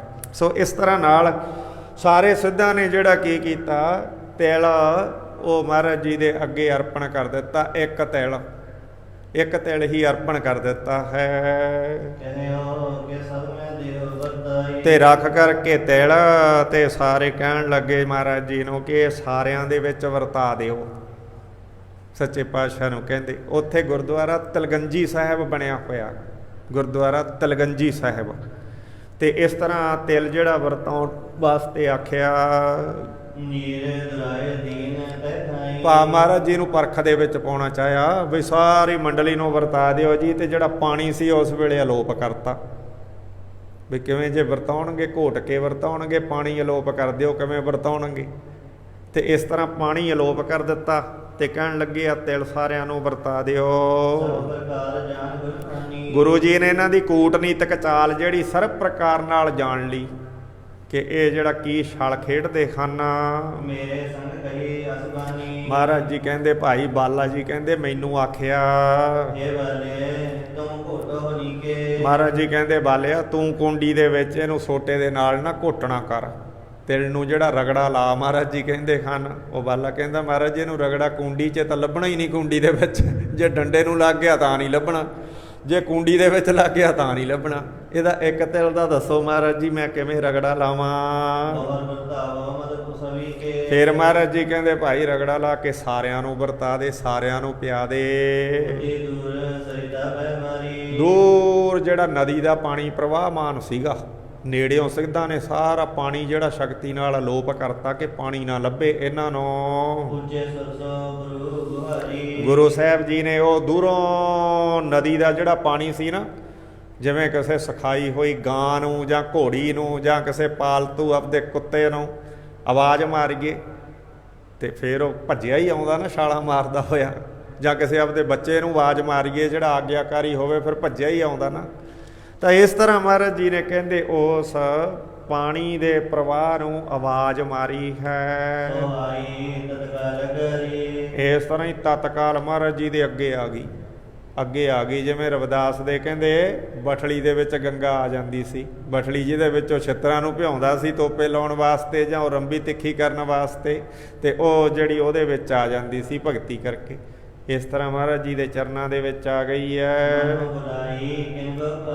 ਐ ਬੁਲਾਈ ਆ ਗਈ ਜਿਵੇਂ ਪਾਲੀ ਹੋਈ ਗਾਂ ਨੂੰ ਕੋਈ ਆਵਾਜ਼ ਮਾਰੇ ਤੇ ਆ ਜਾਵੇ, ਪਾਲੀ ਹੋਈ ਵੱਛੀ ਵੜਕੀ ਤੇ ਇਸ ਤਰ੍ਹਾਂ ਕਹਿੰਦੇ ਨਦੀ ਆ ਜਿਹੜੀ ਪਾਣੀ ਉੱਥੇ ਹਾਜ਼ਰ ਹੋ ਗਿਆ। ਤਹਿ ਜਲ ਪਾਤਰ ਭਰ ਲੀਨੋ। ਮਹਾਰਾਜ ਜੀ ਨੇ ਜਿੰਨਾ ਲੋੜ ਸੀ ਪਾਣੀ ਮਹਾਰਾਜ ਕਹਿੰਦੇ ਭਰ ਲਓ ਹੁਣ ਜਿਹਨੂੰ ਜਿੰਨੀ ਲੋੜ ਹੈ। ਕਹਿੰਦੇ ਪਾਣੀ ਭਰ ਲਿਆ। ਤਿਲ ਕੋ ਘੋਟ ਮਿਲਾਵਨ ਕੀਨੋ। ਤਿਲ ਨੂੰ ਘੋਟ ਕੇ ਪਾਣੀ ਬੁਲਾ ਦਿੱਤਾ। ਸੱਚੇ ਪਾਤਸ਼ਾਹ ਨੇ ਕਲਾ ਵਰਤਾ ਦਿੱਤੀ। ਤਿਚਰ ਮੂਲ ਨਾ ਥੁੜੀ ਦੋ। ਪੁਨ ਸਭ ਸਦਨ ਮੈਂ ਵਰਤਾਵਾ। ਸਾਰਿਆਂ ਦੇ ਵਿੱਚ ਵਰਤਾ ਦਿੱਤਾ। ਐ ਦੁੱਧ ਹੀ ਬਣਾ ਦਿੱਤਾ। ਦੁੱਧ ਹੀ ਬਣ ਗਿਆ। ਇੱਕ ਤਿਲ ਦੇ ਨਾਲ ਹੀ ਐ ਬਣਾ ਦਿੱਤਾ ਵੀ ਪਤਾ ਨਹੀਂ ਕਿੰਨੇ ਕੁ ਤਿਲ ਬਦਾਮ ਪਿਸਤੇ ਇਹਦੇ ਵਿੱਚ ਪਾਏ ਹੋਏ ਆ, ਕਿੰਨੀਆਂ ਕੁ ਚੀਜ਼ਾਂ ਇਹਦੇ ਵਿੱਚ ਪਾਈਆਂ ਹੋਈਆਂ। ਐਸੀ ਕਲਾ ਵਰਤਾ ਦਿੱਤੀ ਹੈ। ਸਮਾਜ ਆਤਾ ਸਿਖਤ ਲਜਾਵਾ। ਸਾਰੇ ਸਿੱਧ ਮਹਾਰਾਜ ਸੱਚੇ ਪਾਤਸ਼ਾਹ ਦੀ ਬਰਕਤ ਦੇਖ ਕੇ ਲੱਜਾਵਾਨ ਸ਼ਰਮਸਾਰ ਹੋ ਗਏ। ਅੱਖਾਂ ਝੁਕ ਗਈਆਂ ਉਹਨਾਂ ਦੀਆਂ। ਐ ਕਿ ਕਹਿੰਦੇ ਇਹਨਾਂ ਕੋਲ ਤਾਂ ਲੱਖਾਂ ਕਾਮ ਧੇਨਾਂ ਨੇ, ਇਹ ਤਾਂ ਖੰਡਾਂ ਬ੍ਰਹਮੰਡਾਂ ਦੇ ਮਾਲਕ ਨੇ। ਇਸ ਤਰ੍ਹਾਂ ਕਹਿੰਦੇ ਸ਼ਰਮਸਾਰ ਹੋ ਗਏ ਮਹਾਰਾਜ ਦੀ ਸੱਤਿਆ ਦੇਖ ਕਰਕੇ, ਇਹ ਸਦਗਤੀ ਵਾਲੀ ਭਾਵ ਦੇਖ ਕਰਕੇ। ਬੋਲਿਓ ਮੰਗਲਨਾਥ ਸਜਣਾ। ਮੰਗਲਨਾਥ ਨੇ ਗੁਰੂ ਨਾਨਕ ਦੇਵ ਮਹਾਰਾਜ ਜੀ ਨੂੰ ਸੁਣਾ ਕੇ ਆਖਿਆ ਸੀ ਉਸ ਵੇਲੇ। ਕਰਮ ਤੁਮ ਅਵਤਾਰ ਬਹਾਨਾ। ਕਹਿੰਦਾ ਸੁਣਦੇ ਹਾਂ ਕਿ ਤੁਹਾਡਾ ਕਲਯੁਗ ਦੇ ਵਿੱਚ ਅਵਤਾਰ ਪਹਿਲੇ ਗ੍ਰੰਥਾਂ 'ਚ ਲਿਖਿਆ ਹੋਇਆ। ਗੁਰੂ ਨਾਨਕ ਦੇਵ ਮਹਾਰਾਜ ਜੀ ਨੂੰ ਕਹਿੰਦਾ ਅਲਖ ਨਿਰੰਜਨ ਮੂਰਤ ਰੂਰੀ। ਇਹ ਜਿਹੜਾ ਕਾਲਕਾ ਪੁਰਾਣ ਭਵਿੱਖਤ ਪੁਰਾਣ ਤੇ ਇਹਨਾਂ ਦੇ ਵਿੱਚ ਜਾਗਵਲਕ ਉਪਨਿਸ਼ਦ ਆਦਿ ਕਈ ਥਾਂ ਉਦਾਹਰਨ ਦਿੱਤੇ ਆ, ਕਈ ਥਾਂ ਵੇਦਾਂ ਸ਼ਾਸਤਰਾਂ 'ਚ ਪਹਿਲਾਂ ਹੀ ਮਹਾਰਾਜ ਸੱਚੇ ਪਾਤਸ਼ਾਹ ਜੀ ਦੇ ਜਿਹੜਾ ਅਵਤਰਨ ਬਾਰੇ, ਤਾਂ ਉਸ ਦਾ ਹਵਾਲਾ ਕਹਿਣ ਲੱਗੇ ਕਿ ਇਹ ਜਿਹੜਾ ਅਸੀਂ ਸੁਣਿਆ ਹੈ ਅਲਖ ਨਿਰੰਜਨ ਮੂਰਤ ਸੂਰ, ਜਿਹੜੀ ਆਪ ਜੀ ਉਸ ਪਰਮਾਤਮਾ ਦਾ ਸਰੂਪ ਆਪਣੇ ਆਪ ਨੂੰ ਕਹਾਉਂਦੇ ਹੋ ਤੇ ਬਹੁਤ ਸੁੰਦਰ ਆਪ ਜੀ ਨੂੰ ਸਰੂਪ ਪ੍ਰਾਪਤ ਹੋਇਆ ਹੈ। ਭਗਤੀ ਭਾਵ ਦੁਆਰਾ ਦਗਦਾ ਹੈ। ਕਹਿੰਦੇ ਕੋਈ ਵੀ ਆਪ ਜੀ ਦਾ ਮੁਕਾਬਲਾ ਨਹੀਂ ਕਰਦਾ। ਸਭ ਵਿਦ ਕੀ ਅਜਮਤਰ ਭੂਰੀ। ਤੇ ਸਾਰੇ ਤਰ੍ਹਾਂ ਦੀਆਂ ਸ਼ਕਤੀਆਂ ਤੁਹਾਡੇ ਵਿੱਚ ਹਨ, ਅਨੇਕਾਂ ਦੁਰਲੱਭ। ਤੁਮਰੀ ਸਰਵਰ ਮੂਰਖ ਕਰਹੀ। ਮੰਗਲਨਾਥ ਕਹਿਣ ਲੱਗਾ ਤੁਹਾਡੀ ਬਰਾਬਰੀ ਹੈ ਨਾ ਜਿਹੜੀ ਉਹ ਕਰਨੀ ਬਣਦੀ ਨਹੀਂ। ਕੋਈ ਮੂਰਖ ਹੀ ਜਿਹੜਾ ਤੁਹਾਡੀ ਬਰਾਬਰੀ ਕਰੂਗਾ ਬਹੁਤ ਬਜਾਏ ਤੇ ਤੁਖ ਕਰਹੀ। ਤੇ ਫੇਰ ਲੱਜਾਵਾਨ ਹੋ ਕੇ ਉਹਨੂੰ ਪਛਤਾਉਣਾ ਹੀ ਪਊਗਾ। ਮੰਗਲਨਾਥ ਭਗਤ ਸੀਗਾ। ਮੰਗਲਨਾਥ ਇਸ ਤਰ੍ਹਾਂ ਸ਼ਰਧਾ ਦੇ ਨਾਲ ਪ੍ਰੇਮ ਦੇ ਨਾਲ ਵਚਨ ਬੋਲਿਆ ਹੈ। ਕਹਿੰਦਾ ਇਸ ਤਰ੍ਹਾਂ ਕਿਉਂਕਿ ਉਹਨੇ ਕਹਿੰਦਾ ਪੁਰਾਣੇ ਗ੍ਰੰਥਾਂ ਦੇ ਵਿੱਚ ਇਹ ਲਿਖਿਆ ਹੋਇਆ ਜਾਣਦਾ ਸੀ ਤੇ ਇਸ ਤਰ੍ਹਾਂ ਨਾਲ ਕਹਿੰਦੇ ਵੱਡੀ ਅਜ਼ਮਤ ਦੇ ਮਾਲਕ ਤੁਸੀਂ ਤਾਂ ਅਕਾਲ ਪੁਰਖ ਦਾ ਰੂਪ ਹੋ। ਜਿਹੜਾ ਆਪ ਜੀ ਦੇ ਨਾਲ ਮੁਕਾਬਲਾ ਕਰੇਗਾ ਉਹ ਲੱਜਾਵਾਨ ਹੀ ਹੋਵੇਗਾ, ਸ਼ਰਮਸਾਰ ਹੀ ਹੋਵੇਗਾ। ਮਨਮੁਖ ਮਹਿਮਾ ਜਾਣਹਿ ਨਾਹੀ। ਫਿਰ ਮੰਗਲਨਾਥ ਕਹਿੰਦਾ ਕਿ ਮਹਾਰਾਜ ਜਿਹੜੇ ਮਹਿਮਾ ਨਹੀਂ ਜਾਣਦੇ ਮਨਮੁਖ ਲੋਕ ਹਨ, ਜਿਹੜੇ ਮਨਮੁਖਾਂ ਨੂੰ ਪ੍ਰਤੀਤ ਨਾ ਆਈਆਂ ਗੁਰਮੁਖਾਂ ਹਿਰਦੈ ਭਾਓ। ਇਸ ਤਰ੍ਹਾਂ ਕਹਿੰਦੇ ਗੁਰਮੁਖਾਂ ਦੇ ਹਿਰਦੇ 'ਚ ਤਾਂ ਪ੍ਰੇਮ ਹੁੰਦਾ ਹੈ, ਮਨਮੁਖਾਂ ਦੇ ਪ੍ਰਤੀਤ ਨਹੀਂ ਆਉਂਦੀ ਹੈ। ਉਹ ਐਸੇ ਨਾਟਕ ਜਿਹੜੇ ਕਰਕੇ ਜਾਂ ਪਤਿਆਵੇ ਲੈਣ ਨੂੰ ਜਾਂ ਪਤਿਆਵੇ ਦੇਣ ਨੂੰ ਜਿਹੜੇ ਕਰਦੇ ਹਨ ਅਡੰਬਰ, ਤੇ ਆਪਦੇ ਹੰਕਾਰ ਦੇ ਵਿੱਚ ਆਕੜਦੇ ਹਨ। ਆਕੜ ਕੇ ਐਸੇ ਆਕੜ ਜਾਂਦੇ ਹਨ ਕਿ ਫਿਰ ਸਦਾ ਆਕੜੇ ਹੀ ਰਹਿੰਦੇ ਹਨ। ਨਿਜ ਹੰਕਾਰ ਵਿਖੇ ਗਰਵਾਹੀ ਭਾਵ ਕਿ ਡੁੱਬ ਜਾਂਦੇ ਹਨ ਉਸ ਦੇ ਵਿੱਚ। ਜਿਹੜੇ ਆਪ ਜੀ ਨੂੰ ਪਛਾਣਨ ਵਾਲੇ ਹਨ ਉਹਨਾਂ ਨੂੰ ਵੱਡਾ ਗੁਣ ਆਪ ਜੀ ਦੀ ਕਿਰਪਾ ਦੇ ਨਾਲ ਸ਼ਰਧਾ ਪ੍ਰਾਪਤ ਹੋਇਆ ਹੈ। ਮੰਗਲਨਾਥ ਕਹਿੰਦਾ ਗੁਰੂ ਨਾਨਕ ਦੇਵ ਜੀ ਨੇ ਸੁਣ ਕੇ ਇਸ ਤਰ੍ਹਾਂ ਫਿਰ ਜਵਾਬ ਦਿੱਤਾ, ਉਚਾਰਨ ਕੀਤਾ। ਮੰਗਲਨਾਥ ਸੁਨੋ ਤੁਮ ਐਸੇ। ਕਹਿੰਦੇ ਮੰਗਲਨਾਥ ਭਾਈ ਤੂੰ ਤਾਂ ਕੁਛ ਗੁਰਮੁਖ ਹੈ, ਤੂੰ ਸੁਣਨਾ ਕਰ ਸਾਡੀ ਗੱਲ। ਬਾਕੀ ਜਿੱਥੇ ਇਹੋ ਜਿਹੇ ਕੰਮ ਕਰਦੇ ਆ ਅਸੀਂ ਤਾਂ ਇਹੀ ਕਹਿੰਦੇ ਆ ਵੀ ਨਾਮ ਤੋਂ ਬਿਨਾਂ ਸਦਗਤੀ ਨਹੀਂ ਹੁੰਦੀ। ਸਾਰਿਆਂ ਨੂੰ ਮਹਾਰਾਜ ਜੀ ਕਹਿਣ ਲੱਗੇ ਜਿਵੇਂ ਕਹਿੰਦੇ ਆਖੇ ਤਾਂ ਲੜਕੀ ਨੂੰ ਤੇ ਸੁਣਾਵੇ ਨੂੰਹ ਨੂੰ, ਇਸ ਤਰ੍ਹਾਂ ਮਹਾਰਾਜ ਜੀ ਨੇ ਆਖਣਾ ਕੀਤਾ ਹੈ ਕਿ ਨਾਮ ਤੋਂ ਬਿਨਾਂ ਭਾਈ ਸਦਗਤੀ ਨਹੀਂ ਹੁੰਦੀ ਹੈ। ਨਾਮ ਤੋਂ ਬਿਨਾਂ ਕਹਿੰਦੇ ਨਰਕਾਂ ਦੇ ਵਿੱਚ ਵਾਸ ਹੁੰਦਾ। ਨਰਕਾਂ ਦੇ ਵਿੱਚ ਜਿਹੜਾ ਨਿਵਾਸ ਕਰਨਾ ਨਿਵਾਸ ਕਾਹਦਾ, ਉਹ ਤਾਂ ਬੇਅਵਾਸ ਹੈ। ਨਿਵਾਸ ਤਾਂ ਚੰਗੇ ਥਾਂ ਹੁੰਦਾ ਹੈ, ਨਰਕਾਂ ਦੇ ਵਿੱਚ ਨਿਵਾਸ ਕਾਹਦਾ। ਪਰ ਬੰਦੇ ਨੂੰ ਨਰਕਾਂ ਦੇ ਵਿੱਚ ਰਹਿਣ ਦਾ ਯੁੱਗਾਂ ਤੋਂ ਸੁਭਾਅ ਪੈ ਗਿਆ ਤੇ ਇਸ ਕਰਕੇ ਬੰਦਾ ਜਿਹੜਾ ਨਰਕਾਂ ਵਾਲੇ ਕੰਮ ਜ਼ਿਆਦਾ ਕਰਦਾ ਹੈ। ਕਹਿੰਦੇ ਇਸ ਤਰ੍ਹਾਂ ਨਾਲ ਨਰਕਾਂ ਦੇ ਵਿੱਚ ਨਾਮ ਤੋਂ ਹੀਣ ਨੂੰ ਸੁੱਟਿਆ ਜਾਂਦਾ। ਨਾਮ ਤੋਂ ਬੇਮੁਖ ਜਿਨ੍ਹਾਂ ਦੇ ਸਿਮਰਨ ਦੀ ਰਾਸ ਪੱਲੇ ਨਹੀਂ ਹੁੰਦੀ ਤੇ ਉਹ ਕਹਿੰਦੇ ਸਿੱਧ ਭੀ ਨਰਕੇ ਜਾਤ। ਤਿਆਗ ਦੇਤ ਗੁਰ ਮੰਤਰ ਜੋ ਸਿੱਧ ਭੀ ਨਰਕੇ ਜਾਤ। ਉਹ ਸਿੱਧਾਂ ਨੂੰ ਵੀ ਨਰਕਾਂ 'ਚ ਜਾਣਾ ਪੈਂਦਾ ਹੈ। ਤੇ ਉਸ ਵੇਲੇ ਜਿਹੜਾ ਭੰਗਰਨਾਥ ਸੀ, ਜਦੋਂ ਮੰਗਲਨਾਥ ਨੇ ਸ਼ਰਧਾ ਦਿਖਾਈ ਮਹਾਰਾਜ ਨੇ ਇਹ ਬਚਨ ਕਿਹਾ ਨਾ, ਜਿਹੜਾ ਭੰਗਰਨਾਥ ਸੀਗਾ ਤੱਤਾ ਜਿਹਾ ਸਿੱਧ ਸੀਗਾ, ਉਹ ਕਹਿਣ ਲੱਗਾ ਮਹਾਰਾਜ ਨਾਲ ਸਿੰਘ ਪਸਾਉਣ ਲੱਗਾ। ਜੋਗ ਗਿਆਨ ਬਿਨ ਕੇਵਲ ਹੈ ਨਾ। ਕਹਿੰਦਾ ਜੀ ਗਿਆਨ ਯੋਗ ਤੋਂ ਬਿਨਾਂ, ਕਹਿੰਦਾ ਸਾਹ ਚੜਾਉਣ ਤੋਂ ਬਿਨਾਂ ਤੇ 10ਵੇਂ ਦੁਆਰ 'ਚ ਜਾਣ ਤੋਂ, ਤੇ ਇਹਦੇ ਤੋਂ ਬਿਨਾਂ ਤਾਂ ਕਹਿੰਦਾ ਗਿਆਨ ਹੀ ਨਹੀਂ ਪ੍ਰਾਪਤ ਹੁੰਦਾ। ਕਹਿੰਦਾ ਆਤਮਾ ਹੀ ਨਹੀਂ ਸੁੱਧ ਹੁੰਦੀ ਇਹਦੇ ਤੋਂ ਬਿਨਾਂ ਤਾਂ। ਤੁਮ ਕੈਸੇ ਕਹਿ ਨਾਮ ਬਖਾਨਾ, ਤੁਸੀਂ ਕਿਹੜਾ ਨਾਮ ਕਹਿੰਦੇ ਹੋ, ਤੁਸੀਂ ਨਾਮ ਕਹੀ ਜਾਂਦੇ ਹੋ, ਯੋਗ ਨੂੰ ਛੱਡ ਦਿੱਤਾ, ਯੋਗ ਦੀ ਸਾਧਨਾ ਤੁਸੀਂ ਕਰਦੇ ਨਹੀਂ। ਮਨ ਮਹਿ ਮਤ ਨਾ ਮਾਰੋ ਜਾਨਾ, ਆਪਣੇ ਮਨ ਦੇ ਵਿੱਚ ਐ ਨਾਨਕ ਤੁਸੀਂ ਸਾਡਾ ਮਤ ਨਹੀਂ ਜਾਣਦੇ, ਸਾਡਾ ਮਤ ਯੋਗ ਤੇ ਆਧਾਰਿਤ ਹੈ। ਮਹਾਰਾਜ ਕਹਿੰਦੇ ਯੋਗ 6000 ਸਾਲ ਪੁਰਾਣਾ, ਇਹਨੇ ਕੀ ਦਿੱਤਾ ਲੋਕਾਂ ਨੂੰ? ਕੁਝ ਵੀ ਨਹੀਂ ਦਿੱਤਾ ਯੋਗ ਨੇ। ਕੋਈ ਕ੍ਰਾਂਤੀ ਇਹਨੇ ਲੜੀ ਹੋਵੇ, ਰਾਮਦੇਵ ਵਰਗੇ ਤੇ ਹੋਰ ਪਿੱਛੇ ਦੇਖੋ ਕੋਈ ਕ੍ਰਾਂਤੀ ਯੋਗ ਨੇ ਲੜੀ ਹੋਵੇ। ਜਿਹੜਾ ਜਦੋਂ ਅੰਗਰੇਜ਼ ਭਾਰਤ ਦੇ ਵਿੱਚ ਆਏ, ਯੋਗ ਤੇ ਯੋਗੀਆਂ ਨੇ ਉਦੋਂ ਵੀ ਜਿਹੜਾ ਅੰਗਰੇਜ਼ਾਂ ਦਾ ਸਾਥ ਦਿੱਤਾ, ਯੋਗ ਨੇ ਕੁਝ ਨਹੀਂ ਦਿੱਤਾ। ਇਸ ਤਰ੍ਹਾਂ ਨਾਲ ਕਹਿੰਦੇ ਸਤਿਗੁਰੂ ਨਾਨਕ ਦੇਵ ਮਹਾਰਾਜ ਕਹਿੰਦੇ ਕਹਿਣ ਲੱਗਾ ਕਿ ਇਹ ਜਿਹੜਾ ਯੋਗ ਤੋਂ ਬਿਨਾਂ ਨਾਮ ਜਿਹੜਾ ਪ੍ਰਾਪਤ ਨਹੀਂ ਹੁੰਦਾ। ਤੁਸੀਂ ਨਾਮ ਕਹਿੰਦੇ ਹੋ, ਸਾਡੇ ਯੋਗ ਪ੍ਰਧਾਨ ਹੈ, ਭਾਵ ਕਿ ਬਹੁਤ ਸਾਧਨਾ 12 ਸਾਲਾਂ ਤੱਕ ਤਾਂ ਨਿਉਲੀ, ਆਤ੍ਰੇਟਕ, ਕਪਾਲ ਭੰਤੀ ਇਤਿਆਦਿ ਕਰਮ ਕਰਦਿਆਂ ਨੂੰ ਹੀ ਬਤੀਤ ਕਰ ਦਿੰਦੇ ਆ।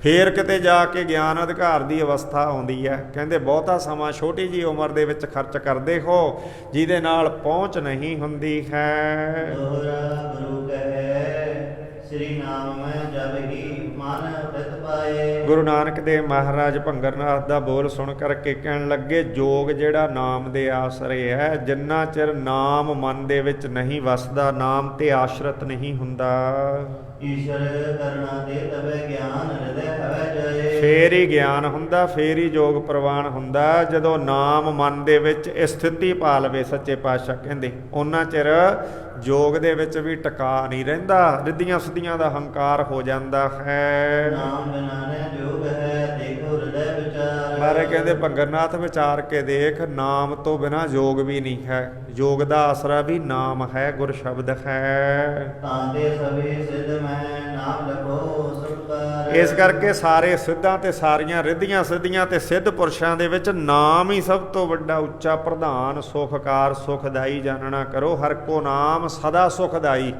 ਜਾ ਕੋ ਸਿਮਰ ਅਜਾਮਲ ਉਧਰਿਓ, ਗਣਕਾ ਹੋ ਗਤ ਪਾਈ। ਗਣਕਾ ਪਾਪਣ ਹੋਏ ਕੈ, ਪਾਪਾਂ ਦਾ ਅਗਰ ਹਾਲ ਪਰੋਤਾ। ਮਹਾਂਪੁਰਖਾ ਚਾਣਚੱਕ ਗਣਕਾ ਦੁਆਰੇ ਆਏ ਖਲੋਤਾ। ਹੱਥੋਂ ਉਸਨੂੰ ਦਿੱਤੋ ਤੋਤਾ, ਤੇ ਉੱਥੇ ਨਾਮ ਦ੍ਰਿੜਾਇਆ ਬਈ ਭਾਈ ਪਾਪਾਂ ਦਾ ਭਾਰ। ਆ ਸ਼ਹਿਜ਼ਾਦੀ ਡਿਆਨਾ, ਬ੍ਰਿਟਿਸ਼ ਗੌਰਮੈਂਟ ਦੀ, ਲੰਦਨ ਵਾਲਿਆਂ ਦੀ ਸ਼ਹਿਜ਼ਾਦੀ ਡਿਆਨਾ ਦਾ ਨਾਂ ਸੁਣਿਆ ਹੋਣਾ।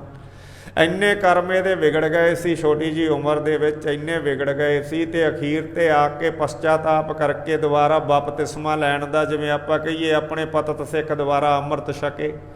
ਜਦੋਂ ਵੈਟੀਕਨ ਸ਼ਹਿਰ ਦੇ ਵਿੱਚ ਪੋਪ ਦੇ ਹਾਜ਼ਰ ਹੋਈ, ਉਹਨੇ 3 ਗੱਲਾਂ ਕਹੀਆਂ। ਇੱਕ ਤਾਂ ਬਾਈਬਲ ਦਾ ਪਾਠ ਕਰਿਆ ਕਰ, ਇੱਕ ਜਿੱਥੇ ਵੀ ਜਾਨੀ ਹੈ ਹੁਣ ਉੱਥੇ ਫੁੱਲਾਂ ਦੇ ਬੀਜ ਸਿੱਟ ਦਿਆ ਕਰ, ਜਿੱਥੇ ਵੀ ਜਾਨੀ ਹੈ, ਤੇ ਇੱਕ ਇਹਨਾਂ ਭੈੜੇ ਕਰਮਾਂ ਤੋਂ ਤੋਬਾ ਕਰ ਲਾ, ਨਜਾਤ ਪਾ ਲਾ, ਹੁਣ ਨਾ ਕਰੀ ਪਿੱਛੇ ਜੋ ਹੋ ਗਏ ਹੋ ਗਏ। ਇਸ ਤਰ੍ਹਾਂ ਕਹਿੰਦੇ ਫਿਰ ਉਸ ਦਾ ਜਿਹੜਾ ਅੰਤ ਹੋਇਆ ਇਹਨਾਂ ਕਰਮਾਂ ਨੂੰ ਕਰਦਿਆਂ, ਫਿਰ ਬਾਈਬਲ ਦਾ ਪਾਠ ਕਰਿਆ ਕਰੇ, ਜਿੱਥੇ ਜਾਵੇ ਫੁੱਲਾਂ ਦੇ ਬੀਜ ਸਿੱਟ ਦਿਆ ਕਰੇ। ਇਸ ਤਰ੍ਹਾਂ ਨਾਲ ਫਿਰ ਵਿਕਰਮਾਂ ਤੋਂ ਉਹਨੇ ਜਿਹੜਾ ਮੂੰਹ ਸੀ ਮੋੜ ਲਿਆ। ਉਸ ਦਾ ਇੱਕ ਸਾਜ਼ਿਸ਼ ਦੇ ਵਿੱਚ ਕਤਲ ਹੋਇਆ ਸੀ ਸ਼ਹਿਜ਼ਾਦੀ ਡਿਆਨਾ ਦਾ। ਸੋ ਖੈਰ ਇਸ ਤਰ੍ਹਾਂ ਨਾਲ ਕਹਿੰਦੇ ਹਰ ਕੋ ਨਾਮ ਸਦਾ ਸੁਖਦਾਈ, ਤੇ ਗਣਕਾ ਵਰਗੀਆਂ ਤੇ ਹੋਰ ਤੇ ਸਾਰੇ ਇਹ ਤਾਂ ਭਾਈ ਦੋਸ਼ਾਂ ਨੂੰ ਸਾੜ ਕੇ ਰਾਖ ਕਰ ਦਿੰਦਾ ਹੈ। ਬਾਕੀ ਸਾਰੇ ਕਰਮ ਯੋਗ ਵੀ ਦੋਸ਼ਾਂ ਨੂੰ ਚੜਾਉਣ ਵਾਲਾ ਹੈ, ਹੰਗਤਾ ਬਿਰਤੀ ਨੂੰ ਵਧਾਉਣ ਵਾਲਾ ਹੈ, ਸਰੀਰ ਨੂੰ ਰੋਗੀ ਕਰਨ ਵਾਲਾ ਹੈ, ਲੋਕਾਂ ਨੂੰ ਮੂਤ ਆਦਿ ਪਦਾਰਥ ਪਿਆਉਣ ਵਾਲਾ ਹੈ। ਕਿੱਥੇ ਅੰਮ੍ਰਿਤ ਤੇ ਕਿੱਥੇ ਮੂਤਰ, ਉਹਦਾ ਕੀ ਮੁਕਾਬਲਾ। ਕਿੱਥੇ ਉਹਨਾਂ ਦੇ ਚੁੱਲ੍ਹਿਆਂ 'ਤੇ ਗੋਹੇ ਦਾ ਜਿਹੜਾ ਪਰੋਲਾ ਦਿੰਦੇ ਆ, ਸਿੱਖ ਦੇ ਪਦਾਰਥ ਦੇ ਥੱਲੇ ਗੋਹਾ ਬਾਲਣਾ ਨਹੀਂ ਹੈ। ਮਰਜ਼ਾਦਾ 'ਚ ਲਿਖਿਆ, ਪੜ੍ਹ ਕੇ ਦੇਖੋ ਤੁਸੀਂ ਵੀ ਗੋਹਾ ਦੇਖਦੇ ਥੱਲੇ ਬਲ ਗਿਆ, ਉਹ ਕਿਰਪਾਨ ਭੇਟ ਹੋਣ ਦੇ ਯੋਗ ਨਹੀਂ ਉਹ ਪਦਾਰਥ ਰਹਿੰਦਾ। ਕਿਰਪਾਨ ਭੇਟ ਹੋਣ ਦੇ ਉਹ ਆਮ ਖੁੱਲ੍ਹਿਆਂ ਦਾ ਖਾਣਾ ਹੈ।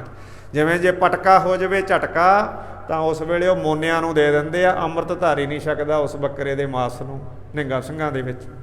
ਇਸ ਤਰ੍ਹਾਂ ਹੀ ਇਹ ਜਿਹੜਾ ਵਿਧਾਨ ਹੈ ਤੰਬਾਕੂ ਤੋਂ ਆਦ ਤੇ ਇਹਦੇ ਨਾਲ ਫਿਰ ਭ੍ਰਿਸ਼ਟ ਹੋਇਆ। ਕਿਰਪਾਨ ਭੇਟ ਹੋਣ ਦੇ ਯੋਗ ਤੰਬਾਕੂ ਦਾ ਹੱਥ ਲੱਗ ਗਿਆ ਤਾਂ ਵੀ ਕਿਰਪਾਨ ਭੇਟ ਹੋਣ ਦੇ ਯੋਗ ਨਹੀਂ। ਜੇ ਗੋਹਾ ਥੱਲੇ ਵਲ ਗਿਆ ਸਿੱਖਾਂ ਦੀ ਰੋਟੀ ਦੇ, ਸਿੱਖਾਂ ਦੇ ਕੜਾਹ ਪ੍ਰਸ਼ਾਦ ਦੇ, ਤੇ ਫਿਰ ਵੀ ਉਹ ਜਿਹੜਾ ਕਿਰਪਾਨ ਭੇਟ ਹੋਣ ਦੇ ਕਾਬਲ ਨਹੀਂ ਰਹਿੰਦਾ। ਇਸ ਕਰਕੇ ਉਹਨੂੰ ਉਹੋ ਜਿਹੀ ਅੱਗ ਦੇ ਉੱਤੇ ਤਿਆਰ ਕਰ। ਪਰ ਅੱਜ ਦੇ ਸਮੇਂ ਦੇ ਵਿੱਚ ਇਹ ਦੁੱਖ ਦੇ ਨਾਲ ਕਹਿਣਾ ਪੈਂਦਾ ਵੀ ਸਾਡੀ ਪਵਿੱਤਰਤਾ ਤਾਂ ਖਤਮ ਹੁੰਦੀ ਜਾ ਰਹੀ ਹੈ ਦਿਨੋਂ ਦਿਨ। ਪਵਿੱਤਰਤਾ ਤਾਂ ਅਸੀਂ ਭੁੱਲਦੇ ਜਾ ਰਹੇ ਹਾਂ। ਪਵਿੱਤਰਤਾ ਤਾਂ ਪਤਾ ਹੀ ਨਹੀਂ ਵੀ ਪਵਿੱਤਰਤਾ ਕਿਵੇਂ ਕਰਨੀ ਹੈ, ਕੀ ਪਵਿੱਤਰਤਾ ਹੁੰਦੀ ਹੈ। ਉਵੇਂ ਹੀ ਹੱਥ ਮਾਰੀ ਜਾਵਾਂਗੇ ਕੰਨਾਂ 'ਚ ਨੱਕ 'ਚ, ਉਵੇਂ ਹੀ ਇੱਧਰ ਉੱਧਰ, ਤੇ ਉਵੇਂ ਹੀ ਇੱਕ ਲੰਗਰ ਦੇ ਵਿੱਚ ਆ ਕੇ ਉਵੇਂ ਕੱਛਾਂ 'ਚ ਖੁਰਕੀ ਜਾਵੇ, ਉਵੇਂ ਅੰਦਰ ਵੜ ਗਿਆ। ਉਹ ਮੈਂ ਕਿਹਾ ਅਕਲ ਕਰ, ਤੇਰੀ ਐਡੀ ਉਮਰ ਹੈ, ਮਹਾਰਾਜ ਜੀ ਨੂੰ ਭੋਗ ਲੱਗਦਾ ਉਵੇਂ ਭਾਂਡਿਆਂ ਨੂੰ ਹੱਥ ਲਾ ਦੇਗਾ। ਮੈਂ ਕਿਹਾ ਸਾਡੇ ਤਾਂ ਕੇਸੀ ਨਹਾਉਣ ਵਾਲਾ ਕੰਮ ਹੋ ਜਾਂਦਾ ਇੰਨੀ ਦਲਿੱਦਰਤਾ ਪਵਿੱਤਰਤਾ ਦੇ ਨਾਲ। ਮੈਂ ਕਿਹਾ ਇਸ ਗੱਲ ਨੂੰ ਸਮਝਣਾ। ਸੋ ਇਸ ਤਰ੍ਹਾਂ ਮਹਾਰਾਜ ਸੱਚੇ ਪਾਤਸ਼ਾਹ ਮਹਾਰਾਜ ਜੀ ਨੇ ਕਰਨਾ ਕੀਤਾ। ਕਹਿੰਦੇ ਭਾਈ ਸਾਰੇ ਸਿੱਧਾਂ ਦੇ ਵਿੱਚ ਸੁਖਕਾਰ ਹੈ ਜਿਹੜਾ ਉਹ ਨਾਮ ਹੈ ਪਵਿੱਤਰਤਾ ਕਰਨ ਵਾਲਾ। ਸੁੱਚ ਹੋਵੇ ਤਾਂ ਸੱਚ ਪਾਈਐ। ਪਵਿੱਤਰਤਾ ਵੀ ਜ਼ਰੂਰੀ ਹੈ ਤੇ ਨਾਮ ਉਦੋਂ ਬਾਅਦ। ਨਾਮ ਤਾਂ ਹੀ ਟਿਕੂ ਜੇ ਪਵਿੱਤਰ ਹੋਊ, ਤੇ ਦੋਵੇਂ ਚੀਜ਼ਾਂ ਇੱਕ ਦੂਜੇ ਨਾਲ ਜੁੜੀਆਂ ਹੋਈਆਂ। ਨਾਮ ਤਾਂ ਹੈ ਜੇ ਪਵਿੱਤਰ ਹੈ, ਪਵਿੱਤਰ ਤਾਂ ਹੈ ਜੇ ਨਾਮ ਹੈ। ਦੋਵੇਂ ਜਿਵੇਂ ਕਹੀਏ ਮੁਰਗੀ ਪਹਿਲਾਂ ਕਿ ਆਂਡਾ, ਆਂਡਾ ਪਹਿਲਾਂ ਕਿ ਮੁਰਗੀ, ਇਸ ਤਰ੍ਹਾਂ ਦੋਵੇਂ ਇੱਕ ਦੂਜੇ ਦੇ ਪੂਰਕ ਸਿੱਕੇ ਦੇ ਪਾਸੇ ਨੇ, ਪਵਿੱਤਰਤਾ ਤੇ ਨਾਮ। ਨਾਮ ਬਿਨਾਂ ਪਵਿੱਤਰਤਾ ਨਹੀਂ, ਪਵਿੱਤਰਤਾ ਬਿਨਾਂ ਨਾਮ ਨਹੀਂ ਹੈ। ਇਹ ਗੱਲ ਮਹਾਰਾਜ ਸੱਚੇ ਪਾਤਸ਼ਾਹ ਕਹਿੰਦੇ ਆ। ਕਹਿੰਦੇ ਜਿਹੜਾ ਤੁਸੀਂ ਰਾਖ ਲਾ ਕੇ ਕਹਿੰਦੇ ਪਵਿੱਤਰ ਹੋ ਗਏ, ਇਹਦੇ ਨਾਲ ਵਿਕਲਪ ਨਹੀਂ ਮਰਦੇ, ਸੰਕਲਪ ਨਹੀਂ ਮਰਦੇ। ਸੰਕਲਪਾਂ ਤੇ ਵਿਕਲਪਾਂ ਨੂੰ ਪ੍ਰਮਾਤਮਾ ਦਾ ਨਾਮ, ਉਸ ਦੀ ਪ੍ਰੇਮਾ ਭਗਤੀ ਦੂਰ ਕਰਦੀ ਹੈ। ਇਹ ਸੱਚੇ ਪਾਤਸ਼ਾਹ ਮਹਾਰਾਜ ਜੀ ਨੇ ਆਖਿਆ, ਸੋਰਠਾ ਅਤਿਸ਼ੈ ਸ੍ਰੇਸ਼ਟ ਨਾਮ ਹੈ, ਨੌਕਾ ਬਲਵਾਨ ਮਹਿਮਾ। ਸਤਿਗੁਰੂ ਸੱਚੇ ਪਾਤਸ਼ਾਹ ਮਹਾਰਾਜ ਜੀ ਕਹਿੰਦੇ ਅਤਿਸ਼ੈ ਸ੍ਰੇਸ਼ਟ ਨਾਮ ਹੈ, ਨੌਕਾ ਕਲਕਾਲਮ ਹੈ। ਸੋਠਾ ਛੰਦ ਕਹਿੰਦੇ ਹਨ ਇਸ ਨੂੰ। ਇਹਦਾ ਜੋੜ ਹੋਰ ਹੀ ਤਰ੍ਹਾਂ ਹੁੰਦਾ ਹੈ, ਜਿਵੇਂ ਬਾਕੀਆਂ ਦੇ ਜੋੜ ਤੋਂ ਕਾਂਤ ਮਿਲ ਜਾਂਦੇ ਆ, ਇਹਦਾ ਮਿਲਦਾ ਨਹੀਂ ਹੁੰਦਾ, ਇਹ ਟੇਢਾ ਜਿਹਾ ਹੁੰਦਾ ਹੈ ਸੋਠਾ। ਸੋ ਇਸ ਪ੍ਰਕਾਰ ਨਾਲ ਕਹਿੰਦੇ ਕਲਯੁਗ ਦੇ ਵਿੱਚ ਖਾਸ ਕਰਕੇ ਕਲਯੁਗ ਨਾਮ ਆਧਾਰ, ਕਲਯੁਗ ਦਾ ਜਿਹੜਾ ਥੰਮਾ ਨਾਮ, ਸਭ ਤੋਂ ਕਹਿੰਦੇ ਨਾਮ ਸ੍ਰੇਸ਼ਟ ਨੌਕਾ ਵਾਹਿਗੁਰੂ ਨਾਮ ਜਹਾਜ਼ ਹੈ, ਉਹ ਪ੍ਰਮਾਣਿਕ ਕਰਦੇ ਆ। ਆਉਣ ਵਾਲੇ ਸਮੇਂ ਦੇ ਵਿੱਚ ਸਰਵਣ ਕਰਾਂਗੇ। ਰਾਮਕਲੀ ਰਾਗ ਦੇ ਵਿੱਚ ਜਗ ਪ੍ਰਬੋਧੇ ਮੜੀ ਵਧਾਵੇ, ਆਸਣ ਤਿਆਗ ਕਾਹੇ ਸੱਚ ਪਾਵੇ। ਇਸ ਸ਼ਬਦ ਦੁਆਰਾ ਇਹਨਾਂ ਸਿੱਧਾਂ ਨੂੰ ਜਿਹੜਾ ਮਹਾਰਾਜ ਜੀ ਉਪਦੇਸ਼ਦੇ ਆ, ਇਹਨਾਂ ਦੇ ਪਖੰਡਾਂ ਦਾ ਨਿਸ਼ੇਧ ਕਰਦੇ ਆ, ਤੇ ਗੁਰਮੁਖਤਾਈ ਦਾ ਜਿਹੜਾ ਸੱਚਾ ਮਾਰਗ ਹੈ ਅਕੀਦੇ ਤੇ ਉੱਚੇ ਆਦਰਸ਼ਾਂ ਦਾ, ਉਹ ਸੱਚੇ ਪਾਤਸ਼ਾਹ ਮਹਾਰਾਜ ਇਹਨਾਂ ਨੂੰ ਕਰਨ ਵਾਸਤੇ ਕਰਮ ਖੇਤਰ ਦੇ ਵਿੱਚ, ਕਰਮ ਸੈਕਟਰ ਦੇ ਵਿੱਚ ਇਹ ਮਨੁੱਖਾਂ ਦੇ ਹੀ ਪਾ ਕਰਕੇ ਦੱਸਦੇ ਹਨ। ਸੋ ਆਉਣ ਵਾਲੇ ਸਮੇਂ 'ਚ ਆਪਾਂ ਸਰਵਣ ਕਰਾਂਗੇ। ਇੱਥੇ ਇਹਨਾਂ ਪੰਕਤੀਆਂ ਦੇ ਨਾਲ ਆਪਾਂ ਗੁਰੂ ਸਤੋਤਰ ਪੜ੍ਹਨਾ ਕਰੀਏ। ਅਨੇਕਾਂ ਪ੍ਰਕਾਰ ਦੀਆਂ ਤਰੁੱਟੀਆਂ ਵਿਚਾਰ ਕਰਦਿਆਂ ਰਹਿ ਜਾਂਦੀਆਂ, ਸੁਭਾਵਿਕ ਹੁੰਦੀਆਂ ਹਨ। ਅਤਿਸ਼ੈ ਸ੍ਰੇਸ਼ਟ ਨਾਮ ਹੈ, ਨੌਕਾ ਕਲ ਕਾਲ ਮੈਂ ਹੈ। ਸ਼ਬਦ ਭਰਿਓ ਅਭਰਾਮ, ਸਿੱਧਨ ਕੋ ਲੱਜਤ ਕਰਨਾ। ਵਾਹਿਗੁਰੂ ਜੀ ਕਾ ਖਾਲਸਾ, ਵਾਹਿਗੁਰੂ ਜੀ ਕੀ ਫਤਿਹ। ਹੈ ਅਚੁੱਤ ਹੈ ਪਾਰ ਬ੍ਰਹਮ, ਅਵਿਨਾਸੀ ਅਗਨਾਸ। ਹੇ ਪੂਰਨ ਹੈ ਸਰਬ ਮਹਿ, ਦੁਖ ਭੰਜਨ ਗੁਣਤਾਸ। ਹੇ ਸੰਗੀ ਹੈ ਨਿਰੰਕਾਰ, ਹੈ ਨਿਰਗੁਣ ਸਭ ਟੇਕ। ਹੇ ਗੋਬਿੰਦ ਹੈ ਗੁਣ ਨਿਧਾਨ, ਜਾ ਕੈ ਸਦਾ ਵਿਵੇਕ। ਹੇ ਅਪਰੰਪਰ ਹਰ ਹਰੇ, ਹੈਪੀ ਹੋਵਨ ਹਾਰ। ਹੇ ਸੰਤਹਿ ਕੇ ਸਦਾ ਸੰਗ, ਨਿਧਾਰਾਂ ਆਧਾਰ। ਹੇ ਠਾਕੁਰ ਹਾਂ ਦਾਸਰੋ, ਮੈਂ ਨਿਰਗੁਣ ਗੁਣ ਨਹੀਂ ਕੋਏ। ਨਾਨਕ ਦੀਜੈ ਨਾਮਦਾਨ, ਰਾਖੋ ਹੀ ਪਰੋਏ। ਆਏ ਪ੍ਰਭ ਸ਼ਰਨਾਗਤੀ, ਕਿਰਪਾ ਨਿਧ ਦਿਆਲ। ਏਕ ਅੱਖਰ ਹਰ ਮਨ ਬਸਤ, ਨਾਨਕ ਹੋਤ ਨਿਹਾਲ। ਕਥਾ ਨਿਤ ਪ੍ਰਤੀ ਹੋਤ ਹੈ, ਸੁਣੋ ਸੋ ਸਿੰਘ ਸੁਜਾਨ। ਨਾਨਕ ਗੁਰੂ ਗੋਬਿੰਦ ਸਿੰਘ ਜੀ, ਸਦਾ ਕਰੇ ਕਲਿਆਣ। ਨਾਨਕ ਗੁਰੂ ਗੋਬਿੰਦ ਸਿੰਘ ਜੀ, ਸਦਾ ਕਰੇ ਕਲਿਆਣ। ਵਾਹਿਗੁਰੂ ਜੀ ਕਾ ਖਾਲਸਾ, ਵਾਹਿਗੁਰੂ ਜੀ ਕੀ ਫਤਿਹ।